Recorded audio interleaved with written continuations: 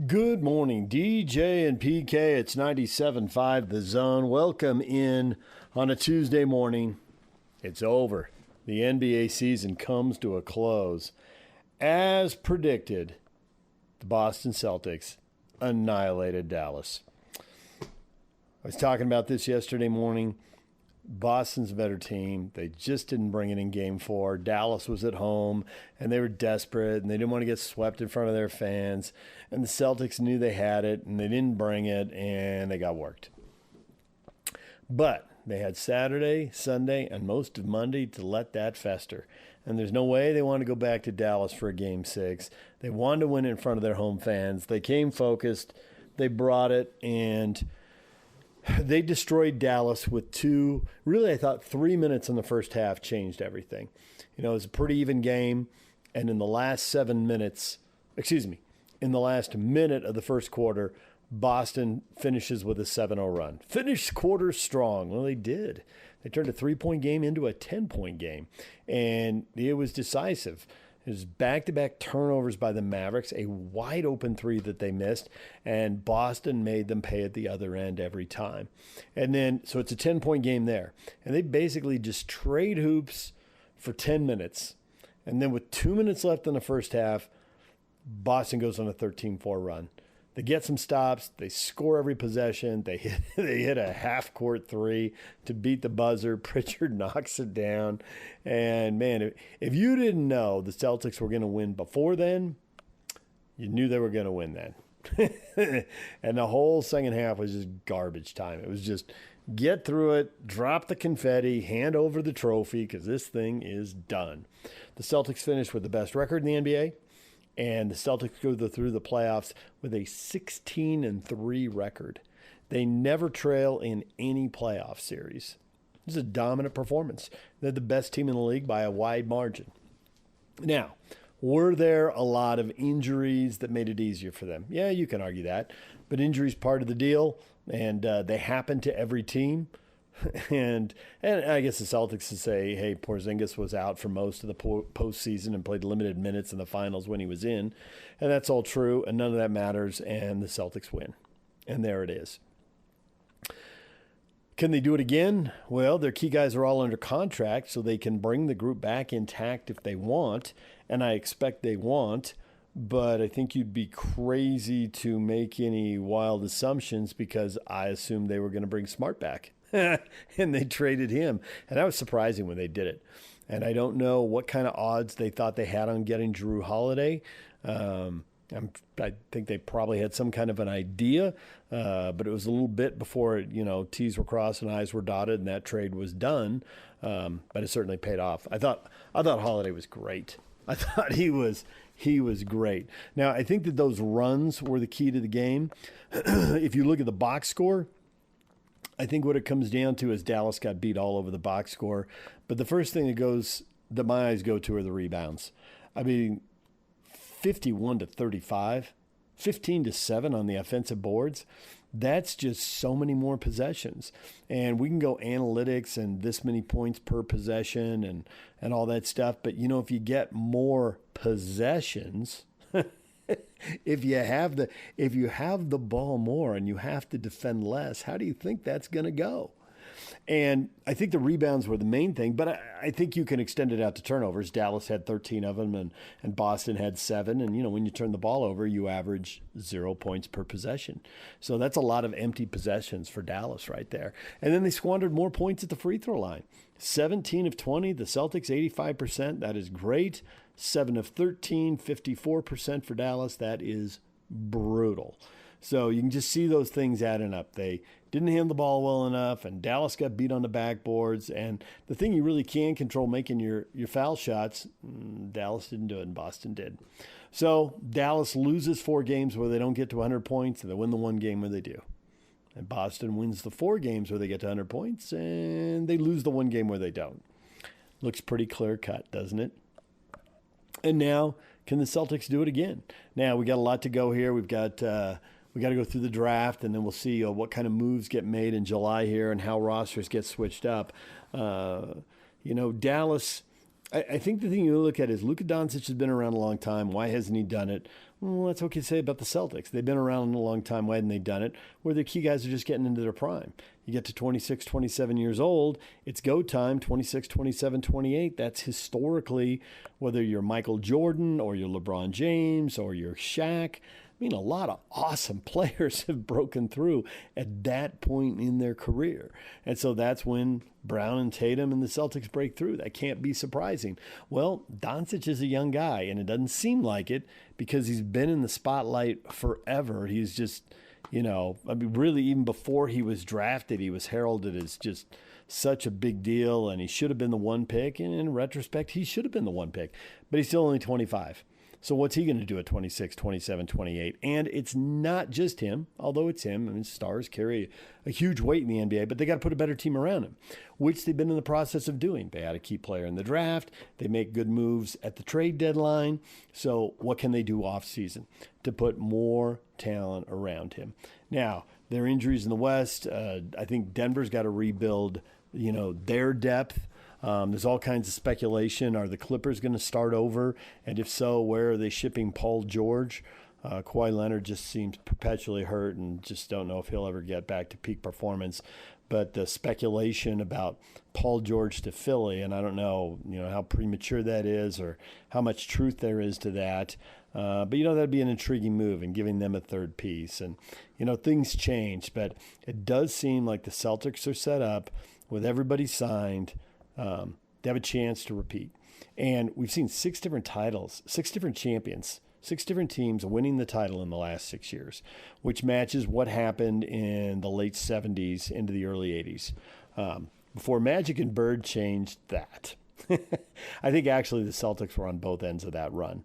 They had won in 76, and then they won again in 81 with Bird. So that 74 to 80 or 75 to 81, however you want to check it. But it's over 40 years ago that we saw this. And so it does seem like somebody, whether it's Boston, whether it's Denver, I mean, obviously I think those are the 2 most likely, but maybe it's somebody else, not Toronto, not Golden State. Probably not the Lakers either now that you think about it. We'll have to see who makes big moves in the summer. And maybe a 7th team will break through. Maybe it'll be somebody completely different. But I do think the Celtics are really set up here. That was, it was a long time coming for them. They'd been in the conference finals 6 times in 8 years. But all of that pays off. Sometimes things break against you. And this time, not only were they really good, but things broke their way. So they sailed through with 64 wins and 16-3 in the postseason. And the draft is soon, and I can't wait. So let's go. Let's see what the Jazz do. I mean, the Jazz are so far away. But what kind of progress can they make? What piece can they add? How do you start building? Because that's half the fun, right? And so what do they do? And we've got I saw an email come out from the Jazz. They've got a party coming up. The draft party is a week from tomorrow. So got a little more than a week to go, but the countdown is on. All right, DJ and PK, we got to take a break. We got more coming up this morning. A little U.S. Open, Bob Casper, Real Golf Radio, wrapping up the draft and wrapping up the entire U.S. Open. And he was on PK and I, and that was some classic stuff. And then also Steve Cleveland. Talking a lot of pets. We'll get to that coming up. DJ and PK, stay with us. It's 97.5 The Zone. Good morning, DJ and PK. It's 97.5 The Zone. We had Bob Casper on late in yesterday's show to put a wrap on the U.S. Open. It was a dramatic tournament, and it was such a roller coaster ride. So many crazy things happened, good and bad. Guys hitting bad shots and getting out of trouble. Guys putting themselves in a good spot and then not able to finish. For the life of me, I will never figure out how Rory McIlroy can birdie 4 out of 5 holes and then turn around and bogey 3 out of 4 and lose the tournament just when it seemed like he'd taken control of it. How does the confidence waver at that point? It was such hard work and such glorious golf to take the lead like that. And all I can say is, well, that is golf, I guess. It's just the nature of the sport. You hit a good shot, the confidence starts to build, but you hit one bad shot, and you just get these wild swings, even at the highest level. At the highest level. Bob Casper with PK and I wrapping up the U.S. Open. Bob, good morning. Good morning, boys. How are you? Well, better than Rory McIlroy, not quite as good as Bryson DeChambeau. Yeah. Bryson held it off, and Rory missed a couple of short putts on 16 and 18, and that was the determining factor for the U.S. Open. I'm feeling great. It's my second U.S. Open in 3 years, Bob. Okay. Now, you came on, what was it, Wednesday? And you poo-pooed Rory to a huge degree, which rather surprised me the way you did that. Because I got no problem saying you know more golf than I do. Were you rooting against him? I wasn't rooting against him. I didn't think the golf course suited him. I didn't think the golf course suited a bomber. And that proved me wrong, because the last three were all guys that were very technical, that didn't hit it a long ways, but were able to get the ball in the correct positions and score on that golf course. But, having said that, these guys figured it out. They figured out the holes that they could hit driver on. They figured out the holes they could hit 3-wood, the holes they would hit irons off of, and they played some really good golf. Do you have any explanation how Rory can go from red hot, birdieing 4 out of 5, just grabbing the tournament by the collar and taking it over, and turn around and bogey 3 of the last 4? Other than, that's golf, and we've all been there, except instead of birdies and bogeys, we're there with, pars and doubles. I think it was that it meant a lot to him, especially with those smaller putts. He could see that he was, he had a 2-shot lead at one point. He was 8 under par, and like you said, he bogeyed 16. Then he missed the short putt on 17, or bogeyed 15, missed the short putt on 16, and then missed the short one on 18. But that one on 18 was no easy putt. That ball was diving off to the right big time. I had that putt from about 5 feet when we played there in May, and I missed it just low, and I had 20 feet coming back. So it's the type of putt that you couldn't hit hard, and so it was at the will of, if it hit something, if you just didn't get it started high enough, that kind of thing. And unfortunately, he missed it. But when pressure really starts to get to you, like that putt did on 16, then that's because it really means something to you. He hasn't won a major in 10 years, 10 plus years. And just it's difficult coming down the stretch. And Bryson kept the pressure on and hit a phenomenal, a crazy good bunker shot on the last hole to get it to 4 feet, and then made the putt. The way I look at it, Bob, is this is sports, this is golf. Nobody doesn't get their heart broken, maybe one or two people. So this is just part of the deal that he signed up for. I would have liked to have him stay around, a la Greg Norman, Phil Mickelson, when they had bitter defeats, answer the questions, put it to bed, and go on. But he chose not to do that. He's going to have to answer for it at some point, because he's never not going to give an interview again. So he'll have to speak to it, and he'll have some time in between, whenever that might be, and maybe at whatever tournament he plays in next, or maybe it's the next month at the British, whatever it might be. So I don't think that it's going to bury the guy. It's a bitter defeat, and I said that earlier. Well, that's because he wanted it so bad, and that's why it hurts so bad. All right. Okay, we've all been there, man. It happens. We get cut from a team if we're in high school or whatever it might be. Sports are going to break your heart at some point. I don't think that this has to be the defining moment for Rory McIlroy. I do believe that the sun can shine on him again. Yeah, no doubt about it. He's too good of a player for it not to be able to shine on him again. Now, as far as Rory's concerned, Rory, in pre-tournament press conferences, starting in Augusta, he'll only answer questions for about 10 minutes, and then he's done.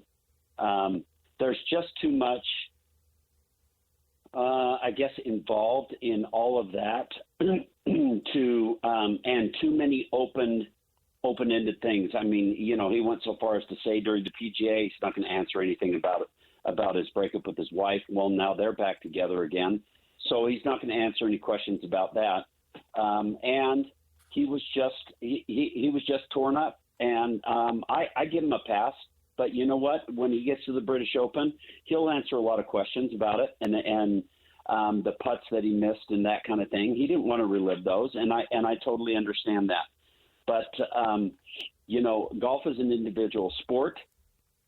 You take the good with the bad, and unfortunately, he finished runner-up and made a couple bogeys coming down the stretch, and he should have taken the time to sit and talk about it, which he didn't, and that's unfortunate. It was pretty cool to see Tony when he got done. What a great round of golf he played in the final round, but it's cool to see him when he got done with his 8-year-old son sitting on his lap and happy with his outcome for the week. He had a triple bogey on Saturday that cost him, and then 2 bogeys early on Sunday that cost him, but 67 in the final round on that golf course was an amazing round of golf. Can you win big on the PGA Tour and be happy? Because Tony leaves with a top 5 finish. He ties for 3rd. He makes $1.2 million. And you're right. We see all these photos and all this video of him with his kids, and he's happy. And yet when I see the biggest winners on the tour, Tiger Woods, tortured soul. Phil Mickelson, ooh, for a big chunk of his career, tortured soul. Maybe that's a little overstated, but you get the point I'm driving at here. Yeah. Golf is an interesting sport because it requires so much selfishness. And when you are grounded in different ways, I mean, Tony's a 6-time winner, but he's grounded in that his family is most important to him. He loves the game of golf. He loves his family. He loves his spirituality and with his family and that kind of thing. And that's why Tony is happy. I mean, he had to have been happy with the round of golf he played after the start that he made. Bogeying 2 out of the first 4 holes and then coming back with an eagle and shooting 3 under on the back 9. Yeah, amazing round of golf for Tony. And yeah, I think he's happy. He wants to win major championships. He wants to win multiple major championships, but this is a step in his progression, and I think he will. I really do. Does a live guy like DeChambeau, who seems to have just really strengthened and furthered his reputation as a good dude, whatever it might have been before, but that's the way I took it going forward, does it do anything to help bridge the gap, the chasm that is between these two entities? Well, it's interesting. Right after everybody left, we had Brooks Koepka win at the PGA Championship a year ago. Now we've got Bryson winning another U.S. Open, his second a year later. I don't know that it bridges the chasm. Bryson did a lot of great stuff to involve the crowd, which he did at the PGA Championship and which he did at the U.S. Open, and the fans loved it. His social media has kind of blown up recently because he's doing some really fun stuff that the fans really like too. Bryson has changed his attitude. He's changed his maybe thinking, so to speak, regarding where he's at in the game of golf and where he wants to be in the game of golf. He's a great player, no doubt about it. And a lot of people are excited about watching him play the game of golf. He's also changed the way he plays the game of golf. He talked this last week about playing boring golf, where before it was just bash it and hit it as hard as you can and get it down there as far as you can. So, it's, a lot of times it is a change of thought, a change of perspective that allows people to flourish. Having said all that, is it weird or is it really smart that the golf balls are soaked in the salt water to make sure they're balanced? Or that's just way over the top. Knock it off. Well, it used to be when the golf balls were rubber bands on the inside with a core. Guys would do that to see which side came up or if it floated or anything like that. They'd also pass them through a ring to make sure they were totally round. With the new type of golf ball, I don't know if that's a good thing or if it's just overkill. And he's a guy that talks about swings and putts and his equipment and stuff in millimeters. I mean, he is like the mad scientist. That's what they call him. So if he is convinced that helps him, then all the more power to him. In this sport, we've seen guys, I don't want to say come and go, but we've seen them have their moments, and then they drift off. You know, we saw Justin Thomas, and he was awful here this past weekend and didn't even get to the weekend. Right. And then, Spieth Right. and on and on. And Tiger's the exception and maybe Phil to a degree. I'm wondering, how long do you think someone can stay hot at this sport? Because it seems like, with the rare exception, and I'm pointing to Scheffler to a degree, that it's really hard to do. Well, you've got so many great players in the game of golf and so many great new young players coming up in the game of golf. It depends on how focused you're going to be and how important it is for you to cement your legacy in the game and what you're going to do to make that happen. So, Tiger stayed there for a long time. Tiger got the aura about him that he was, players, you'd see Tiger walk by and players would stop and look at him just kind of in amazement.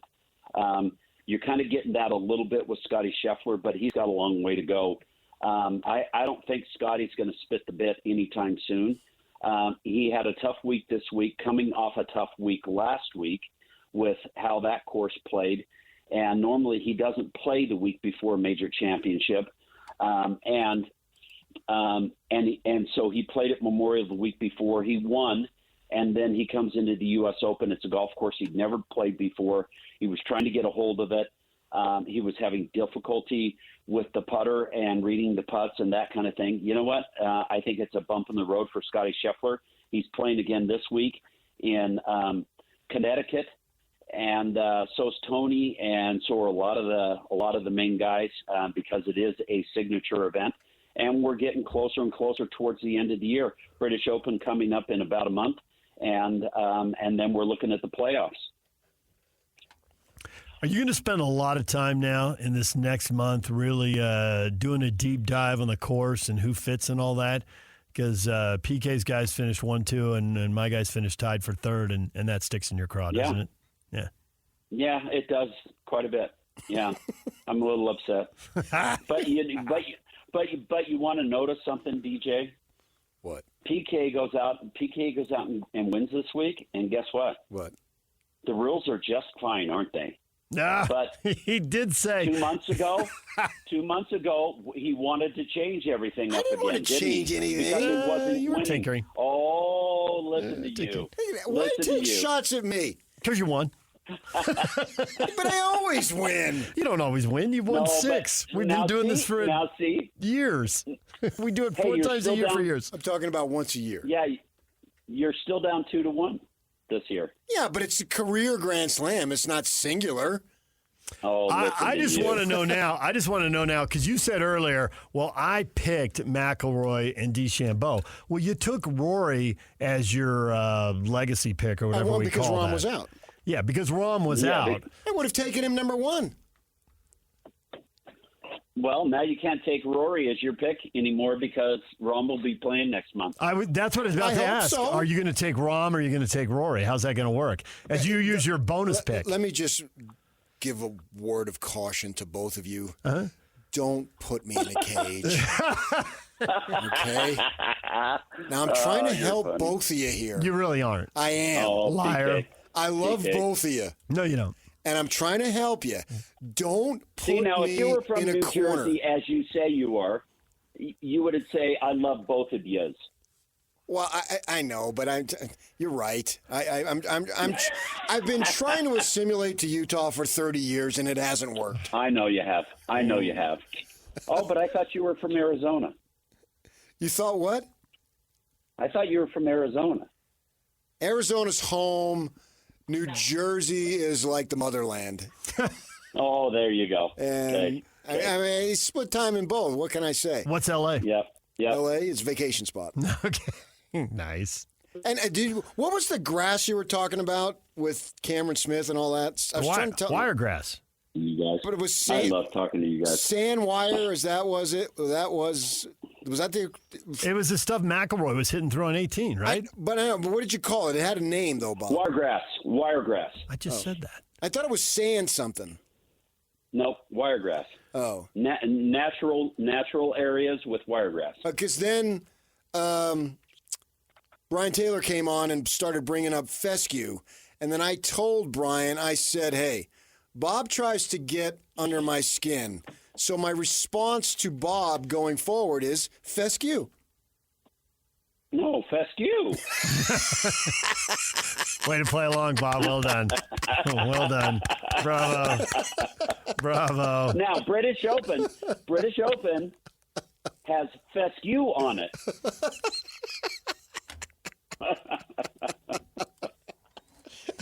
My work here is done. Bob's work here is done. You guys are awesome. Bob, we love having you on. Thanks for coming on again, and we will talk to you again when the fescue takes over. And Royal Troon absolutely. In mid-July. Yep. You got it. DJ and PK is proudly presented by Murdoch Hyundai, Utah's #1 Hyundai dealer for 18 years in a row. When we come back, Steve Cleveland, stay with us. DJ and PK, it's 97.5 The Zone. Good morning, DJ and PK. It's 97.5 The Zone. We're brought to you in part by America First Credit Union. Get the official debit cards of the Utah Jazz, University of Utah Sports, Real Salt Lake, and more exclusively at America First Credit Union. All right, we had Steve Cleveland on yesterday, and he came on right after I had to do a read for Scott and Hans. They got their day of adoption coming up at the Humane Society, which got me asking about pets and got us kind of off track, but it was fun. It was a different side of Steve. Here's Steve Cleveland with PK and I on The Zone. DJ PK brought to you in part by the Humane Society of Utah. Join The Zone for Hans and Scotty's Day of Adoption in partnership with the Humane Society of Utah. Just $12.80 adoption fees all day on June 25th. Plus, The Zone will be live at the Humane Society of Utah in Murray from 10 a.m. to 3 p.m. Bring home a furry friend on Hans and Scotty's Day of Adoption. DJ and PK, it's time to bring in Steve Cleveland, former BYU and Fresno State basketball coach. And off the day of adoption, coach, your favorite pet, dog, cat, tortoise, hamster, snake? What'd you have growing up? You know, I had never had cats. We had dogs in our house. We loved our dogs. But I'll tell you, maybe the most. I've lost my parents and obviously some good friends and things too. But right up there is losing pets. And I remember when my wife Jeff and I we were at BYU at the time, and we had this little dog, and he was getting old and probably 14 or 15 years of age, and it was one of the most traumatic things in my life. I just could not deal with it, and the kids and the family, everybody was kind of quite upset. In this situation, when the dog died, my good friend Brian Santiago, I told him to come over. I said, listen, we can't do this, so would you please come over and get the dog and just take it, down to the pound and stuff. And he said, I'd be more than happy to do that. And we were just really depressed. And so we got through it, got through the afternoon, and Kip and I went out and had to run some errands. And lo and behold, we pulled up. You can't make this stuff up. We pull up to the stoplight, and I look over there left of me. This is like 3 or 4 hours later, and Brian is sitting in the car. He's the car next to us at the stoplight. And I rolled the window down, and I said, "Hey, did you get the dog?" He said, "Oh, I'm on my way now to take it over to the pound." Well, I think we both just like burst out in tears right there and said, "Please take that down." Oh goodness! Like I said, you can't make that stuff up. But I love my dogs. They've been so good. We don't have a pet right now. All of our kids have them, but. I think the older Kip and I get, we realize, we need a dog again in our life. I just need to make sure that I die before the dog does. Oh, jeez. Well, that took an ugly turn. That wasn't where I was going with this. That's the vulnerability of it all. I get it completely. I didn't say I didn't get it. It just is an ugly turn. But on a happier note, did you feel any sense of pride for your fellow Fresnonian and Bryson DeChambeau? Oh, man, I'm telling you, I am so excited watching that. So Bryson went to Clovis East High School, and that was in the same conference that Clovis West was when I was a high school coach. And he used to play and train, and he had some guys were helping him with his game. And so we had a few opportunities to kind of meet him. And I'm not a friend or anything of that nature, but it was fun. And I think the thing that I just loved about this is that, one, I think the passing of his father a couple of years ago had a really traumatic impact on him. And I know this just because I do have some friends that are close to him. And there was a maturity there that I had not seen. And his responses, his post-game, it was so authentic, so just, I don't know. For me, it was kind of emotional just to see him conquer that and go through all the live stuff. And they addressed that a little bit in the post-conference. But it's just so good to have him feel that way, overcome that. And I think we miss guys like, I mean, whether you like them or not, but, whether it's Koepka or it's DeChambeau or it's, all the guys that kind of left, I just would like to see some healing and somehow, some way see that reconnection, because Bryson DeChambeau is he's a rock star, man. I'm telling you right now. Everyone is just loving him and happy about what his success has been and the difficulties and challenges. And he's a quirky guy, man. He's got he's like the mad scientist with his game. And I do have a really close friend who bought those clubs, got those clubs the same size, and he was about a 3 handicap. This was a year or two ago. He was so excited about them, and he no longer has them. He's already given them away. He said, I couldn't do it. And this guy was a 3 handicap. And he said, I just could not figure out how to do it. And but it's working for Bryson. And I just elated. It made my day to see him win that tournament. And I have nothing against Rory. I love watching Rory, and I felt bad for him. But, man, made my day to see him win that tournament. And, wow, what a grind, huh? It's just an absolute grind. But it was a wonderful day. Good Father's Day. Present. I thought the grind was the magic of it. I think if Bryson had hit the fairway and hit the green and 2-putted, but he had to scramble. And for all of us weekend hackers, whether you got a 10, 20, or 30 handicap, who hasn't been worried about the backside? I know you don't get the 30 handicap, you don't worry, but you get the point. The people who can't break 100. We've all worried about the tree in our backswing, and we've all worried about the root in front of us. In that moment, how do you not identify with the guy? Except he's got the U.S. Open on the line. I couldn't have turned the channel then, and I don't have any tie to either one of those guys. There's no way I could turn the channel then. I was totally fascinated. I had a 2-iron at one point, and I bent it on a tree root I didn't see in thick rough underneath a tree once. And the stinger I got up my arms into oh my gosh, it was like getting electrocuted. And I was thinking about that swing, watching him like, what's he going to do here? And he's going to dump it in a trap, and he's going to get up and down. It was awesome. Man, nobody was in that junk more than he was. Yeah. And, just his strength. And we all miss 2 and 3 foot putts. I mean, we get to the point of my age, they're gimmies. Unless we got quite a bit on the line, normally, we're a pretty forgiving group. That's good. And but what a grind to have those 2 and 3 foot putts and to see them.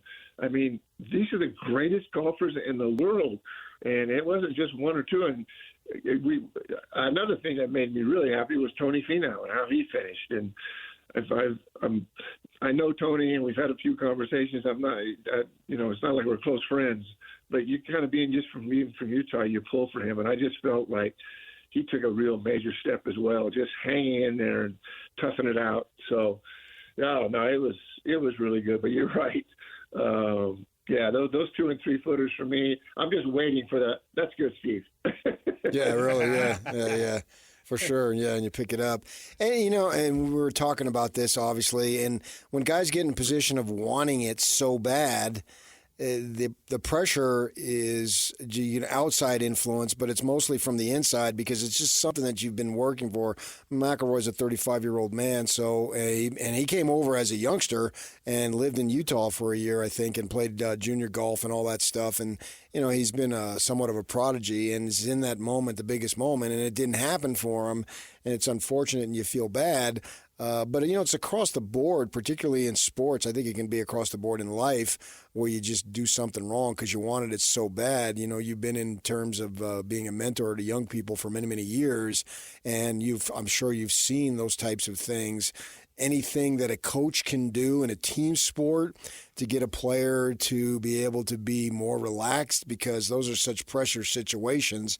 And unfortunately for Rory, it didn't work for him. Now he's got to pick himself up and go forward, and he has an opportunity to redeem himself, if that's what you want to call it. But what do you do as far as helping easing the pressure?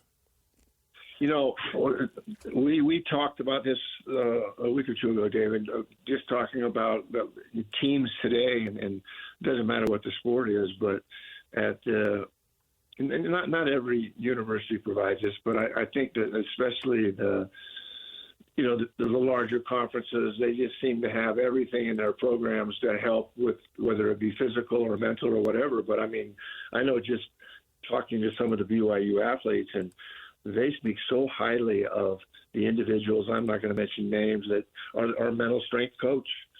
And just, whether it's, shooting free throws or it's making a 2 or 3 foot putt. I know this when, as a coach and at every level, you always are going to have those experiences where a young man misses a free throw or misses a 2 foot putt.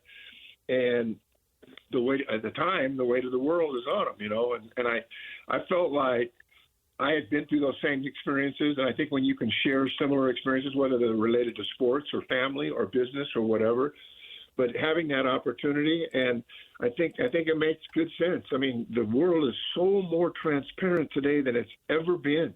And, you just, whether it's social media, whether it's on national TV, wherever it's at, it's hard to hide. And everybody's gone through it. I think that's one of the reasons that we all have empathy for people that happened. I mean, I really dislike the fact that he can't finish it, and lay it on top of them that, when they've already had moments of success. And you go through life as an individual or as part of a family or a team, you're going to have heartache and you're going to have difficult times, and mistakes are made. And so I love the emphasis that we're not just dealing with their physical, maladies and problems and challenges, but the mental thing is just such a big part of it. And so, I mean, I remember when guys were not shooting the ball well. I always felt, and I mentioned this before on the show, but I always felt like when I had a really good player that was really struggling, that was the time that I always sat down, watched film, went out and just one-on-one shot with that player. And we had plenty of assistants to do that, but I just felt like when you're a head coach and it's one of your key players who's really lost their confidence and kind of the sense that, can I get through this? What about the next time I have to shoot a meaningful free throw, or when's the next time I'm going to have to make a meaningful putt? I think those kinds of things where you feel safe and there's space and you feel like coach is behind me, he loves me no matter what is happening and no matter where I'm at. That kind of sense of parenting and as a coach have really good memories of those experiences. And all in all, I just think it was a mental health part of it, big part of it. And, Rory, The good thing is he's going to have a tournament in another week or two or whatever, and he'll be back at it. And the thing is, too, we never talk about all the putts they have made that have been meaningful, and we tend to focus more on those where you miss it. And, the fact that he missed 2 out of the 3 holes, it just feels sorry for the guy and his circumstance. But he'll jump back. He's getting paid a ton of money, and that's what pressure's about. And a week, 2 weeks, maybe at the British Open, maybe that's when he breaks through and starts making putts and wins that, and he'll forget about that U.S. Open real quickly. So I think you focus on the next task, and for Rory, it's to go back to the United Kingdom and see if you can win a British Open. I don't know if you've had a chance, switching gears here, what are we, about 10 days or so away from the NBA draft. Have you had a chance to watch video of these guys? Have you talked to people in the basketball world about these guys? Do you have anything that you can throw to Jazz fans, or do you need a week and, that's for next week's appearance? Well, no, here's the deal. I'm going to be kind of involved with the draft night like I did it last year, and that was a lot of fun. And I'm just beginning my kind of research on that, so I I'm excited about it, and I had so much fun with the guys last year when we did that. It was kind of a 6 to midnight deal, and so I'm probably not as prepared for that right now, but I'm excited. And next week, Monday, let's talk about it, and I'll be way more prepared then than I am now. But yeah, no real personal situations with the draft in terms of recognize somebody that I've had a relationship with, but I am excited about it, and I'm excited about what's happening with the Jazz. So give me some time, and we'll dig deep into that, and I look forward to it. The intriguing factor going into this, and this is a great time. I love the NBA draft. It's my favorite draft. And I recall, as we all do, last media availability by Ainge, he's talking about we're going to go big game hunting. Well, I don't know that you can go big game hunting exclusively through the draft, right? Because I don't know if any of these guys are going to be in the category of big game. Who knows? There may be 5 of them. There may be 2 of them. There may be 0. Time will tell on that. But it's just the intrigue of what they do with these picks as far as do they even utilize them? Do they package them? And does that help them go and get big game hunting? To me, and I think to most folks, we think about that means, okay, you're going to establish or you're going to trade for or acquire an established NBA player, maybe even 2 as far as that goes. But you got this 10th pick here, and you just look at Dallas last year, right? They lose at the end so they can keep the pick, and then they get Lively. I believe he was drafted 12th, 2 picks later than what the Jazz are doing. So it just leads to all sorts of intrigue. It's like a big mystery that you won't know how it turns out. Even when we find out who the pick that they make or the trade that they make, you still don't know, and then you wonder, wow, should I kept this? It's just, man, I can't imagine. I don't really have a question. It's just more of a thought process about how crazy this stuff is because so much is riding on it here in the next week or so. Yeah. One of the things, and Derek Lively's a great example, but I got the sense and feeling just during the course of the year that certainly you want to get someone there. I didn't get the sense and feeling from the things I've heard from the Jazz that they're going to try to get rid of all the draft picks and make a big hit. It felt like maybe have more applications the following year when there seemed or appear to be a stronger and deeper draft than there is this year. Now, again, I haven't done a lot of research on that, but you just listening to conversations, I didn't get the sense and feel like hey, this is break. We're gonna do this no matter what happens. We're gonna get draft picks, trade them, find a guy that can make a difference. It felt like you probably have a better chance with those draft picks the following year than you maybe do have this year. But you do have the 10th pick, and how that plays out, we'll just have to see. But my just from conversations I've heard and things that you guys have shared, I felt like is this draft? I mean, it's always important, and You might find a hidden gem there, maybe a second-round guy that ends up, surprising everybody. But just to me, it seems like the Jazz are going to stand still here for a bit. They've got a core group of guys. They're going to continue to get better, and maybe it's a year from now that they really turn a corner and get some huge hits.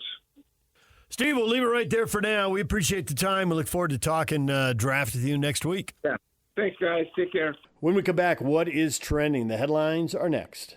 It's time to get your morning started with the news you need to know. News update. This is what's trending with DJ and PK. Hashtag NBA. And dribble coming strong in the paint, kick out to the wing. Jalen waiting, open three, got it. He's waiting for that pass. He waited, and Tatum saw him and give another assist. Tatum has 9 assists in the first half. He's going to miss it. Rebound, Celtics have it. Horford outlet, it's Pritchard again. Pritchard, half court, it's in the air. He got it! He did it again! Peyton Pritchard did it again with the world watching. He knocks down a half-court three that will send the Boston Celtics into the locker room with a 21-point lead halfway to banner 18. Ooh, there is a God. Norris White sets the screen. Hardaway out on Tatum. Deep on the left side. Tatum throws the body into him. Spins. Back to his right. Fall away. No good. Or it is. Of course it is. They hit the front rim. Then kissed off the window. It's a real feeling. Still hasn't really kicked in yet. Just trying, I guess, to enjoy the moment. I kept saying, wow. These last 7 years have been a roller coaster. Up and down. I had to listen to all the about me. And tonight, it was worth it. Oh, my God. The Boston Celtics are champs. Done in 5 games. Done in 4.5, PK. The Mavericks were not recovering from the end of the first quarter and the end of the second quarter. Well, they never lose when Pritchard hits a half-court shot. So there's that. It's a fact. Dagger. Look it up. Oh, my God. So,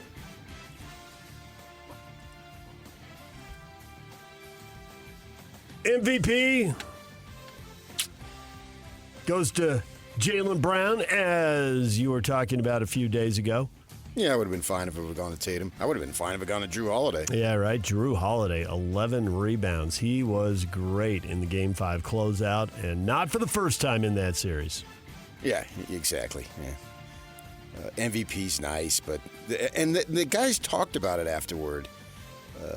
About it was the team effort, and Drew went all about the team, and then that's good to hear. Rather than the individuals, because if you can have that cohesion and it really is all about the team, then you got a chance to be something special. If it gets down and breaks down into me or factions of he or whatever it might be, you got some problems, particularly in this game. It's really important that the ball moves as far as that goes. It's really unlike any other sport that way, where somebody, I can remember a friend of mine, his kid was trying to get recruited, and he was a high school basketball player here, and he was talking with the summer league coach, and he was on the phone, and I was standing right next to him, and he's getting really red-faced.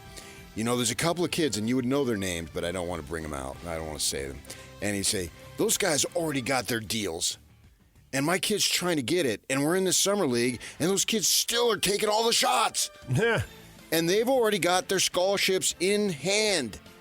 And he was saying February's going to get here real quick, meaning basically the end of the high school season. This was like in July. Yeah. And I could feel his emotion through the telephone when I'm standing next to him. And the guy he was talking to, if I said the name, everybody would know the name. And, he's right. And that's the thing about basketball. It's really like any other sport. Football, the linemen don't expect to touch the ball. In baseball, everybody can touch the ball. Yeah. In your sport and soccer, we know who's supposed to touch the ball, and then you have vital roles, and everybody can touch the ball when it matters in a different manner in terms of setting it up for the attack and all that stuff. But basketball, it can be such a selfish sport, and the Celtics had that unselfishness this year, and that's what they accomplished. They dominated in so many phases of that game, the rebounds, 15-7 on the offensive boards, 51-35, and to be led by a guard, that unselfishness, man. Holiday's out there grabbing 11, but everybody had at least 8 in the starting lineup. Everybody was committed to getting more possessions, and they knew if they had enough possessions, there's just no way Dallas is going to keep defending them. And the turnovers were 13-7. It was everything about this game. They really didn't shoot the three all that well, but they had so many possessions, it didn't matter. Right. So Boston wins 106-88, and now we head off to the draft, which is a week from tomorrow. So, and from there into free agency and trades in July, and we'll see how this all shakes out and who mixes up the roster and where the big changes are. Well, this is the heavy lifting, the proverbial roll up the sleeves between you, because you can start re-signing your own folks now. They changed the rule once the final is over because they didn't want free agent signings being upstaging the finals, I assume. But now you can do that, and so that happens now, and then we've got only a week to go before the draft, and then all the other stuff. So it's an exciting time, and this is where the Jazz really need to make their mark. 6 different champions in the last 6 years. The Celtics are the early favorites to win the title next year and repeat. But let's see what happens when all the rosters shake out. Before we get all I called Vito last night, put 300 on him. Atta kid. Jeff Van Gundy expected to join the Clippers coaching staff as Ty Lue's lead assistant. 16 years as an analyst. And there were lots of rumors about him going back to coaching, but they let him go this year. He's been out of basketball for a year. He did do some work with the Celtics, I think, in some kind of advisor consulting role, but he'll be back on the bench now with the Clippers. That's great. DJ and PK. Hashtag NFL. They said they don't want me back. I swear. Brandon Ayuk apparently talking to Jaden Daniels, former Arizona State teammates, and Ayuk saying the Niners don't want him back. They're working on a contract extension. It hasn't gone anywhere. They don't have a deal yet. The Niners took a long time to get Debo signed to his extension, so we'll see if this is just another step in the negotiation, playing hardball, or if it's over. They can't afford everybody. Time to start letting some of this young talent go. The rest of the NFL, I'm sure, waiting to see how this plays out. Me too. NFL announced that they're going to feature the AFC North as the in-season edition of the Hard Knocks. The Bears are getting the summertime treatment, but they're going to follow all 4 AFC North teams. First time they've tried to do it that way. I don't have HBO. It's irrelevant to me. NFL Commissioner Roger Goodell reiterated during testimony in federal court yesterday that the league's Sunday ticket package, the subject of a class action lawsuit, is a premium product, while also defending the league's broadcast model. 2.4 million subscribers and 48,000 businesses are in on this class action suit, looking for money back from 2011 to 2022, claiming the NFL broke antitrust laws the way it sold its package out of market Sundays at an inflated price. The NFL doesn't lose in court very often. Inflated prices, you should try buying food at the airport. Hey now. Oh, Moron. DJ and PK. Hashtag college football. Raja Bell used to play for the Utah Jazz. Now, his kid, Dia Bell, has agreed to go to Texas and play quarterback for the Longhorns. He was recruited by BYU in Utah, had offers from them, but the 4-star prospect out of Fort Lauderdale, Florida, says he wants to be a Texas Longhorn. 2026 class, so he's just going into his junior year of high school, is coming up here this fall. That really means nothing to me. Because you've no tie to Raja, or because there's plenty of time for him to flip on his verbal commitment, or there's plenty of time for him to transfer once he gets on campus? So he basically has 6 years. Yeah, lots of stuff is going to happen. Right. And who knows?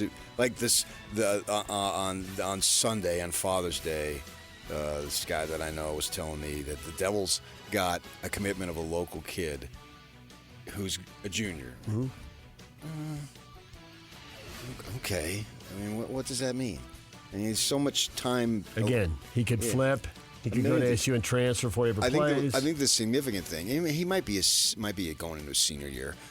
The significant thing is this is the second time in like 10 years that they've got a commitment from 2 kids in Arizona who are ranked in the in-state top 20. Because what they were getting in-state was like... Zippo. Yeah, guy... Player, Nothing. Player 80, player 120, none of the above. JV guys. But the top 20 was all headed out of state. The real impact guys, it wasn't. Yeah. That's, if it comes to pass, that's a significant. But it's hard to get worked up about it because so much can change. And then with the transfer portal, like that Rashada guy, I never got excited about it. And sure enough, it was a waste of time. He took a few snaps and moved on. So what does any of this mean anymore? You want it, but what does it mean? Remains to be seen. It always remained to be seen. Now it's even more so. It's more so by 100 times, I think. LSU vacating 37 wins in 2023, and that dropped Les Miles' winning percentage. They have 37 wins in 2023. They didn't. That's when they just said. That's when they dropped them. They dropped them for multiple in 2020, seasons. Man, that was a hell of a season. They won a lot of games. In 2023, they dropped them. They didn't win them. They played year-round that year, you know. Yeah. Well, it isn't a year-round sport now. I'm just saying that, but they were playing every weekend. Man. Les Miles' career winning percentage is now under 60%, which means he's ineligible for the College Football Hall of Fame, so he is suing the school for vacating those wins because he wants to be qualified for the College Football Hall of Fame. Why is the school vacating the wins? Cheating would be my guess. Impermissible money paid to a certain player's family. Is that the NCAA or the school? Who's he? The NCAA's in on this. You gotta sue everybody. LSU, the National Football Foundation, which is well. You know? DJ and PK.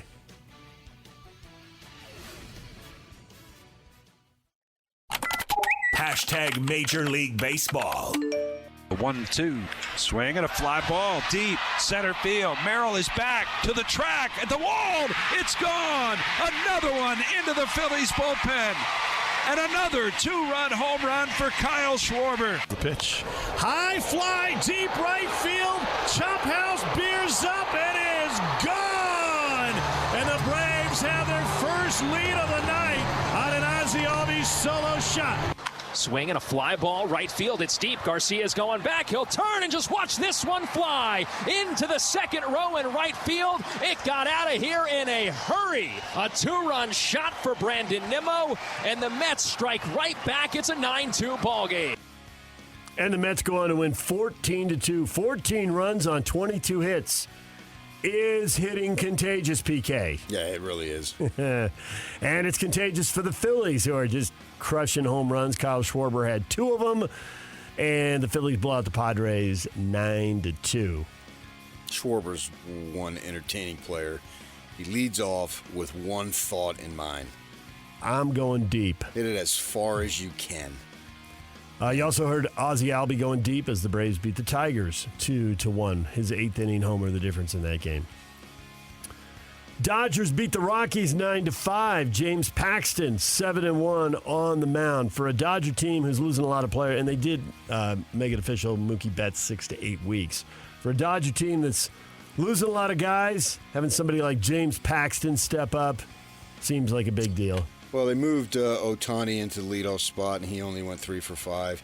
And then he only went 3 for 5? Rojas, they're going to be putting him as a shortstop replacement, who is probably a better defensive player than Betts because shortstop is his position. He focuses on shortstop instead of playing everywhere. And all he did was go 3 for 5, and he's hitting .292. So they got enough to overcome.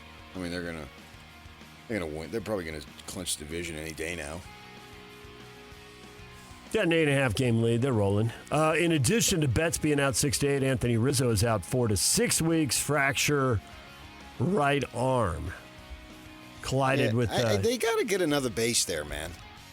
They got to move that base like they do in softball. And have the double bag. Have the Have the 2 bags next to each other.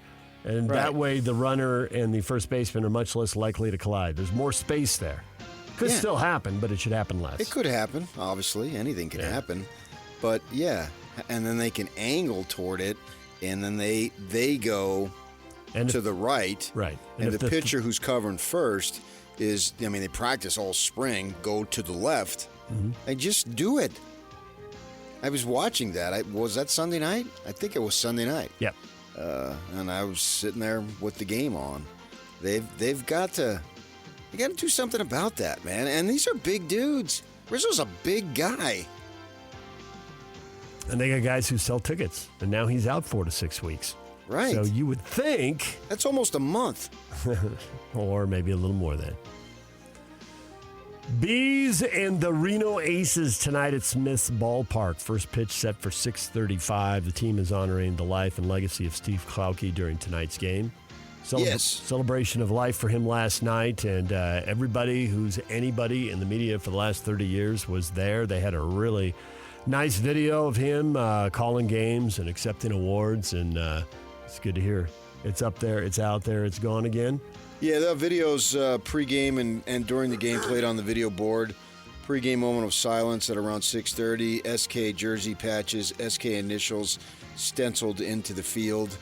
And then, he lived real close to me where they had it over there. Larkin's just about a mile away from my house, which is less than a quarter of a mile from where the accident happened. It happened at 13th and 106th, and many folks who live down that way know exactly where that intersection is. You've probably driven by 100 times yourself. I had to drive through it twice last night to get there and to leave there. Yeah. Right, and I was there.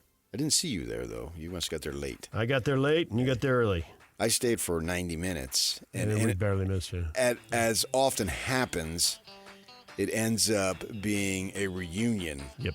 And these types of things, and everybody says we've got to get together more. Yes. I lost it when I first got in. To just see the pictures of him was too much for me.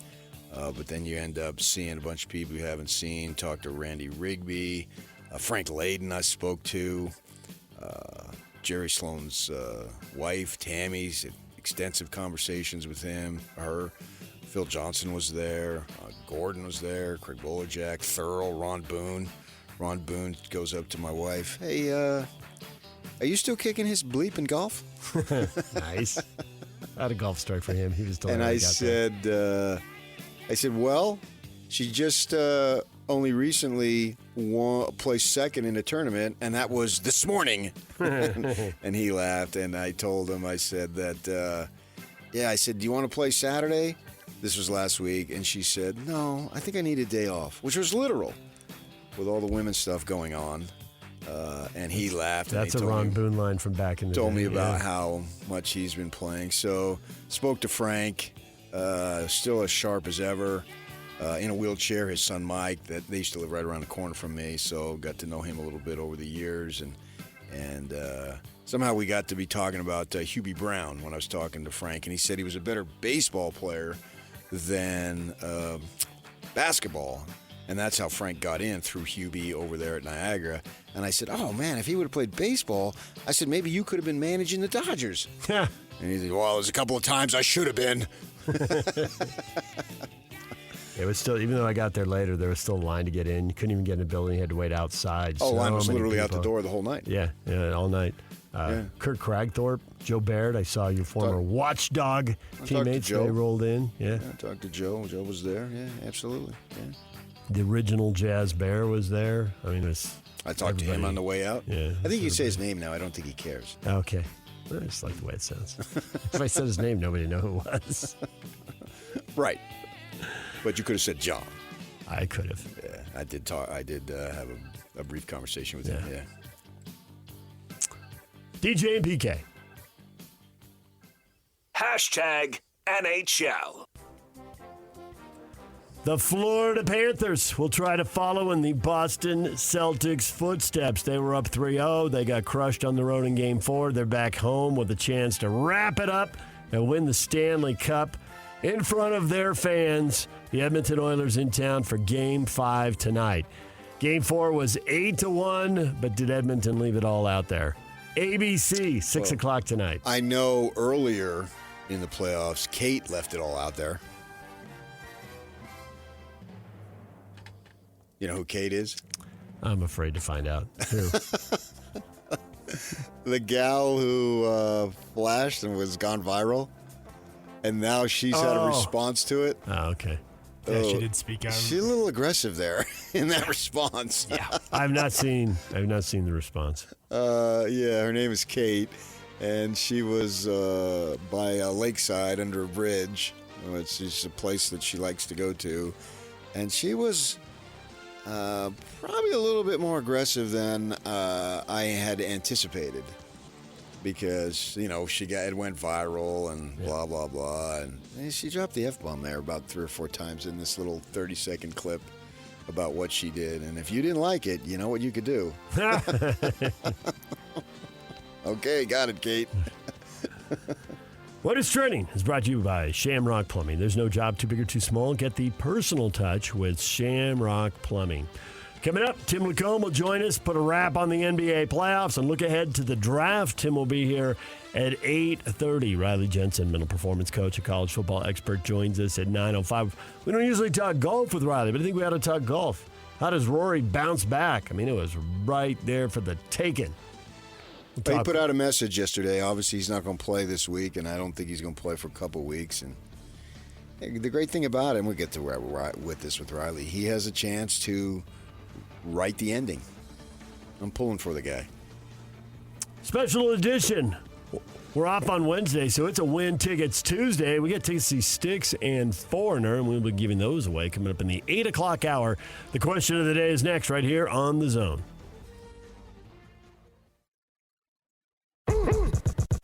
Ladies and gentlemen, may I present... This is JJ and Alex. The Avalanche, to their credit, are former world champs. They are a tough team historically. Phenomenal team to watch when the likes of Patrick Waugh was a netminder. Maybe it's because they've been masquerading as us for the past 150 years. Oh, the Rocky Mountains, look at us. When you see the mountains in Colorado, you're seeing a picture of Vail, all right? You're not seeing Denver, but people in their minds see Salt Lake City and they think, isn't Denver beautiful this time of year? Denver's in West Kansas. Yes, it's a plains city.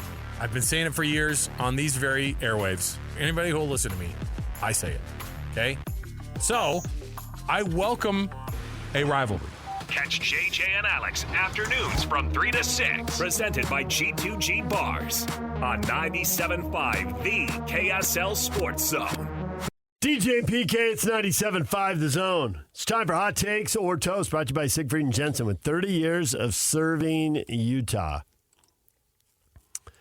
So you had the audio up during the game. What?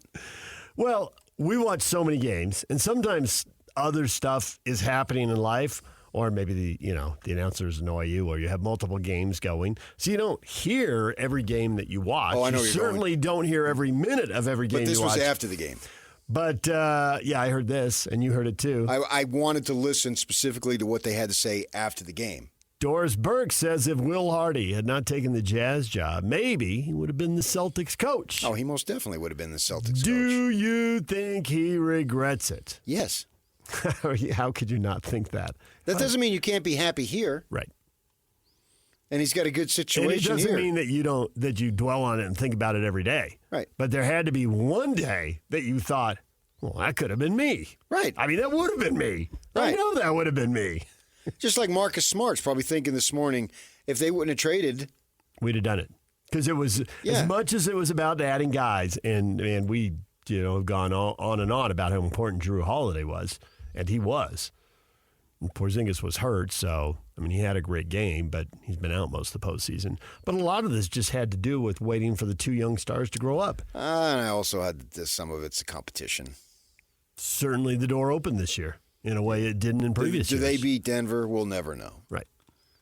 But you can argue the two most dramatic things for the Celtics is that they got Drew Holiday and Minnesota knocked beat out Denver in Game 7 in Denver.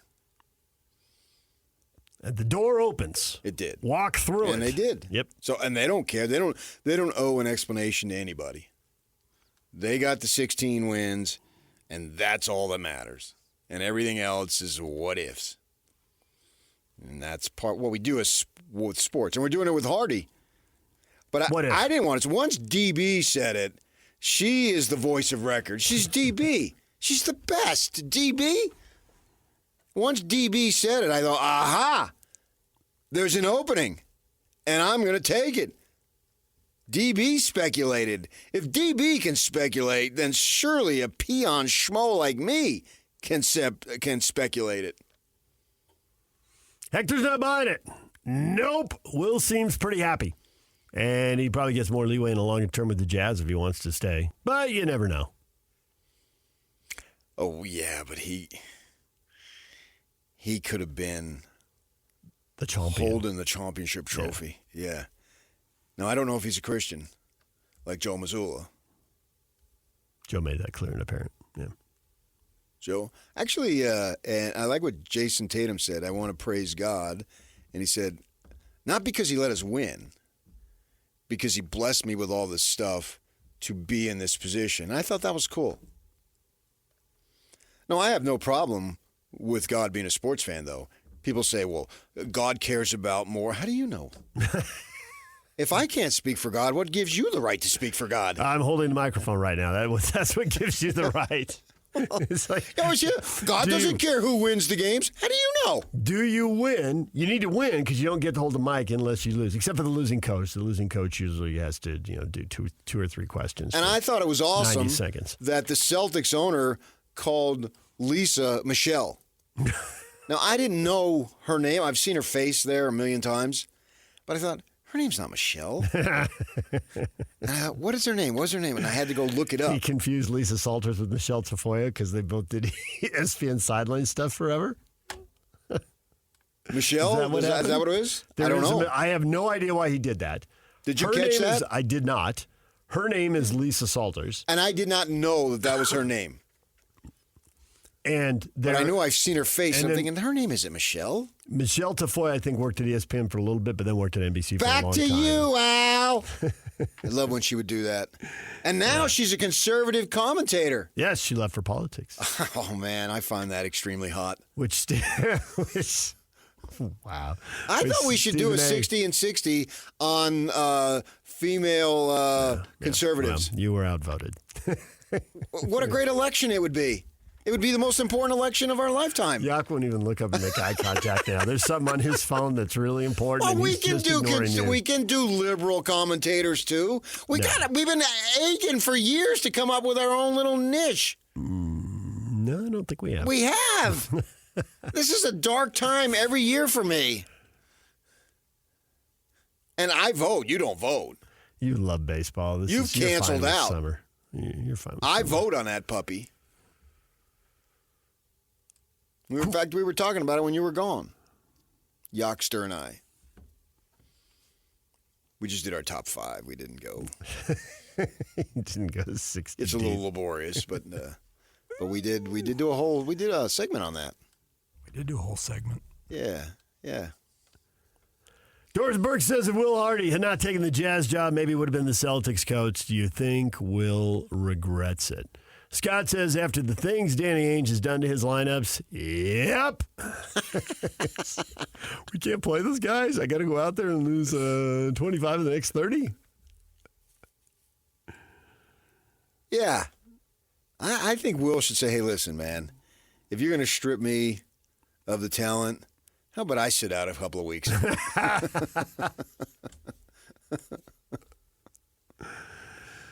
Steve, yes. Shiloh, yep.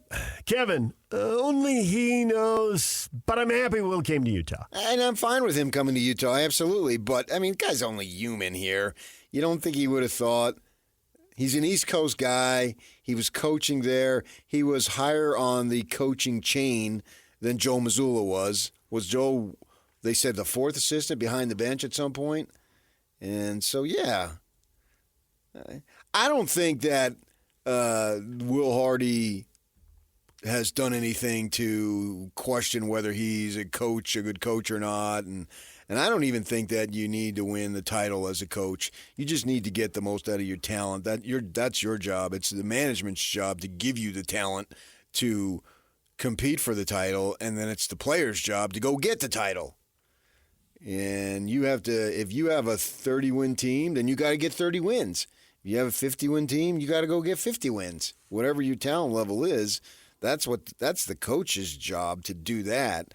But, I mean, God, come on, he can't help but think. The Celtics now, they had been running neck and neck with the Lakers. But if you just go by numbers, and we do that a lot with titles, they got 18 and the Lakers got 17. And you can what if me to death. What's the difference? They got 18, you got 17. That, to me, that puts them ahead of the Lakers. And there are Laker fans somewhere who are saying, yeah, well, in my lifetime, the Lakers lead 10-5. So, oh, yeah, well, in somebody else's lifetime, they lead 18-17. How old do you have to be? When did the Celtics get their first title?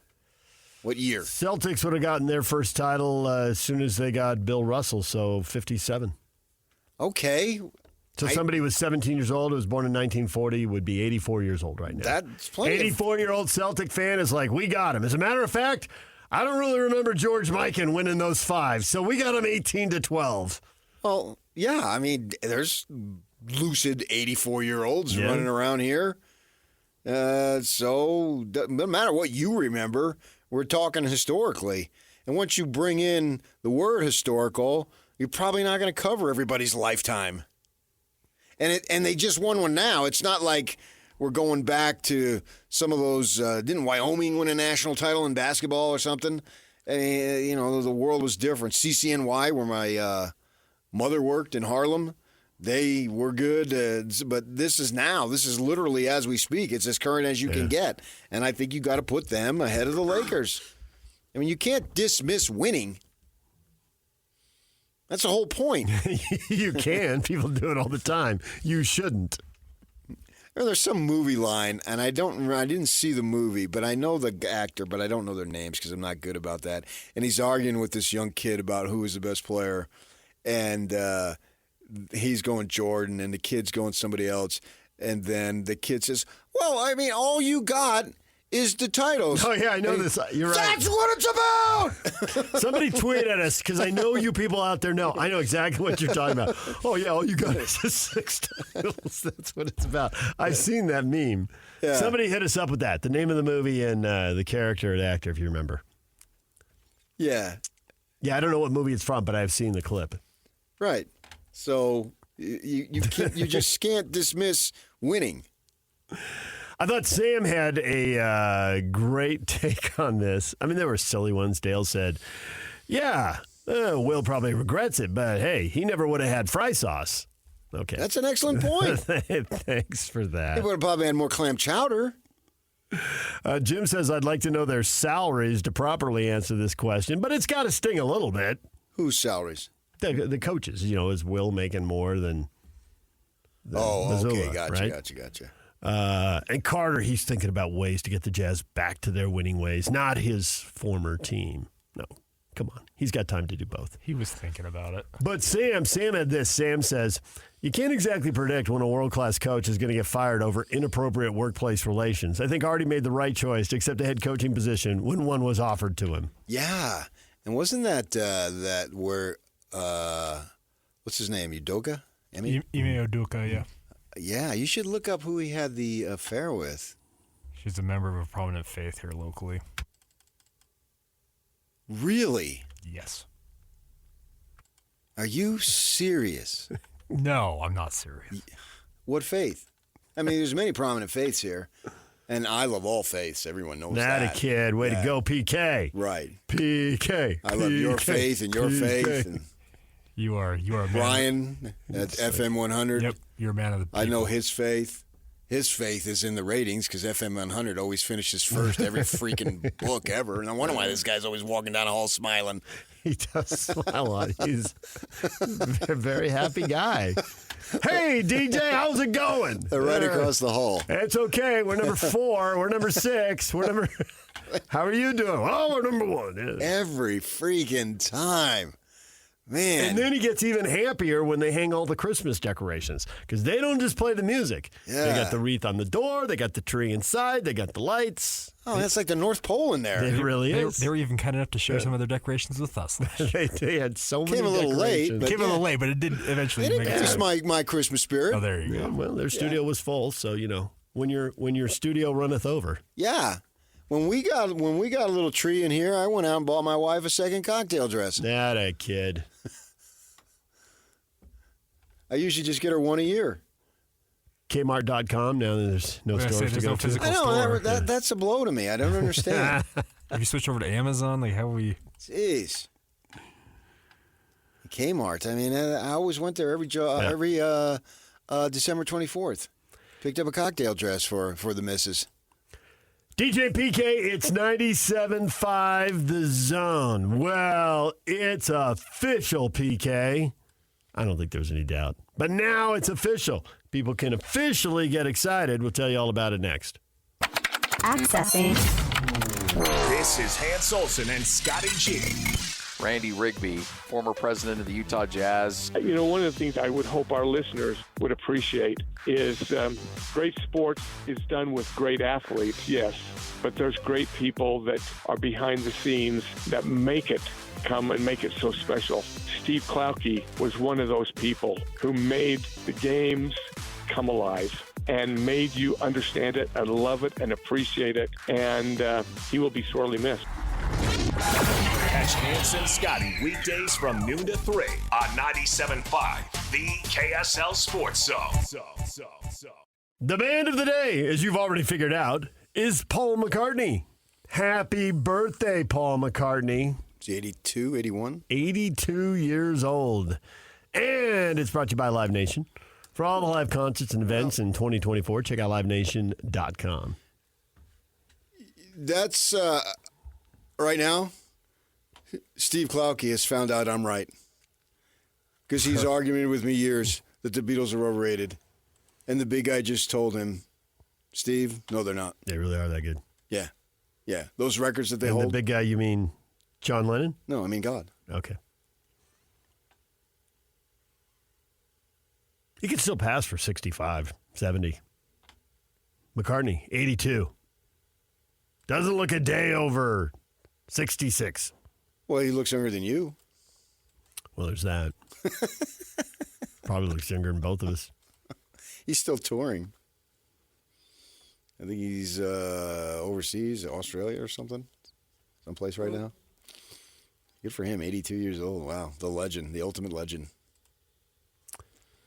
Projected lottery pick, Egor Demin officially signed with BYU. We were just talking about that yesterday. He hasn't officially signed. And then later in the day, he did. Well, I talked to him. I said, could you sign and get it done Could with? you sign? Yeah.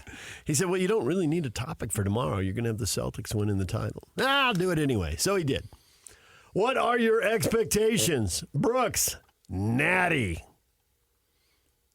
Next year or somewhere in the 4 years that he plays for BYU?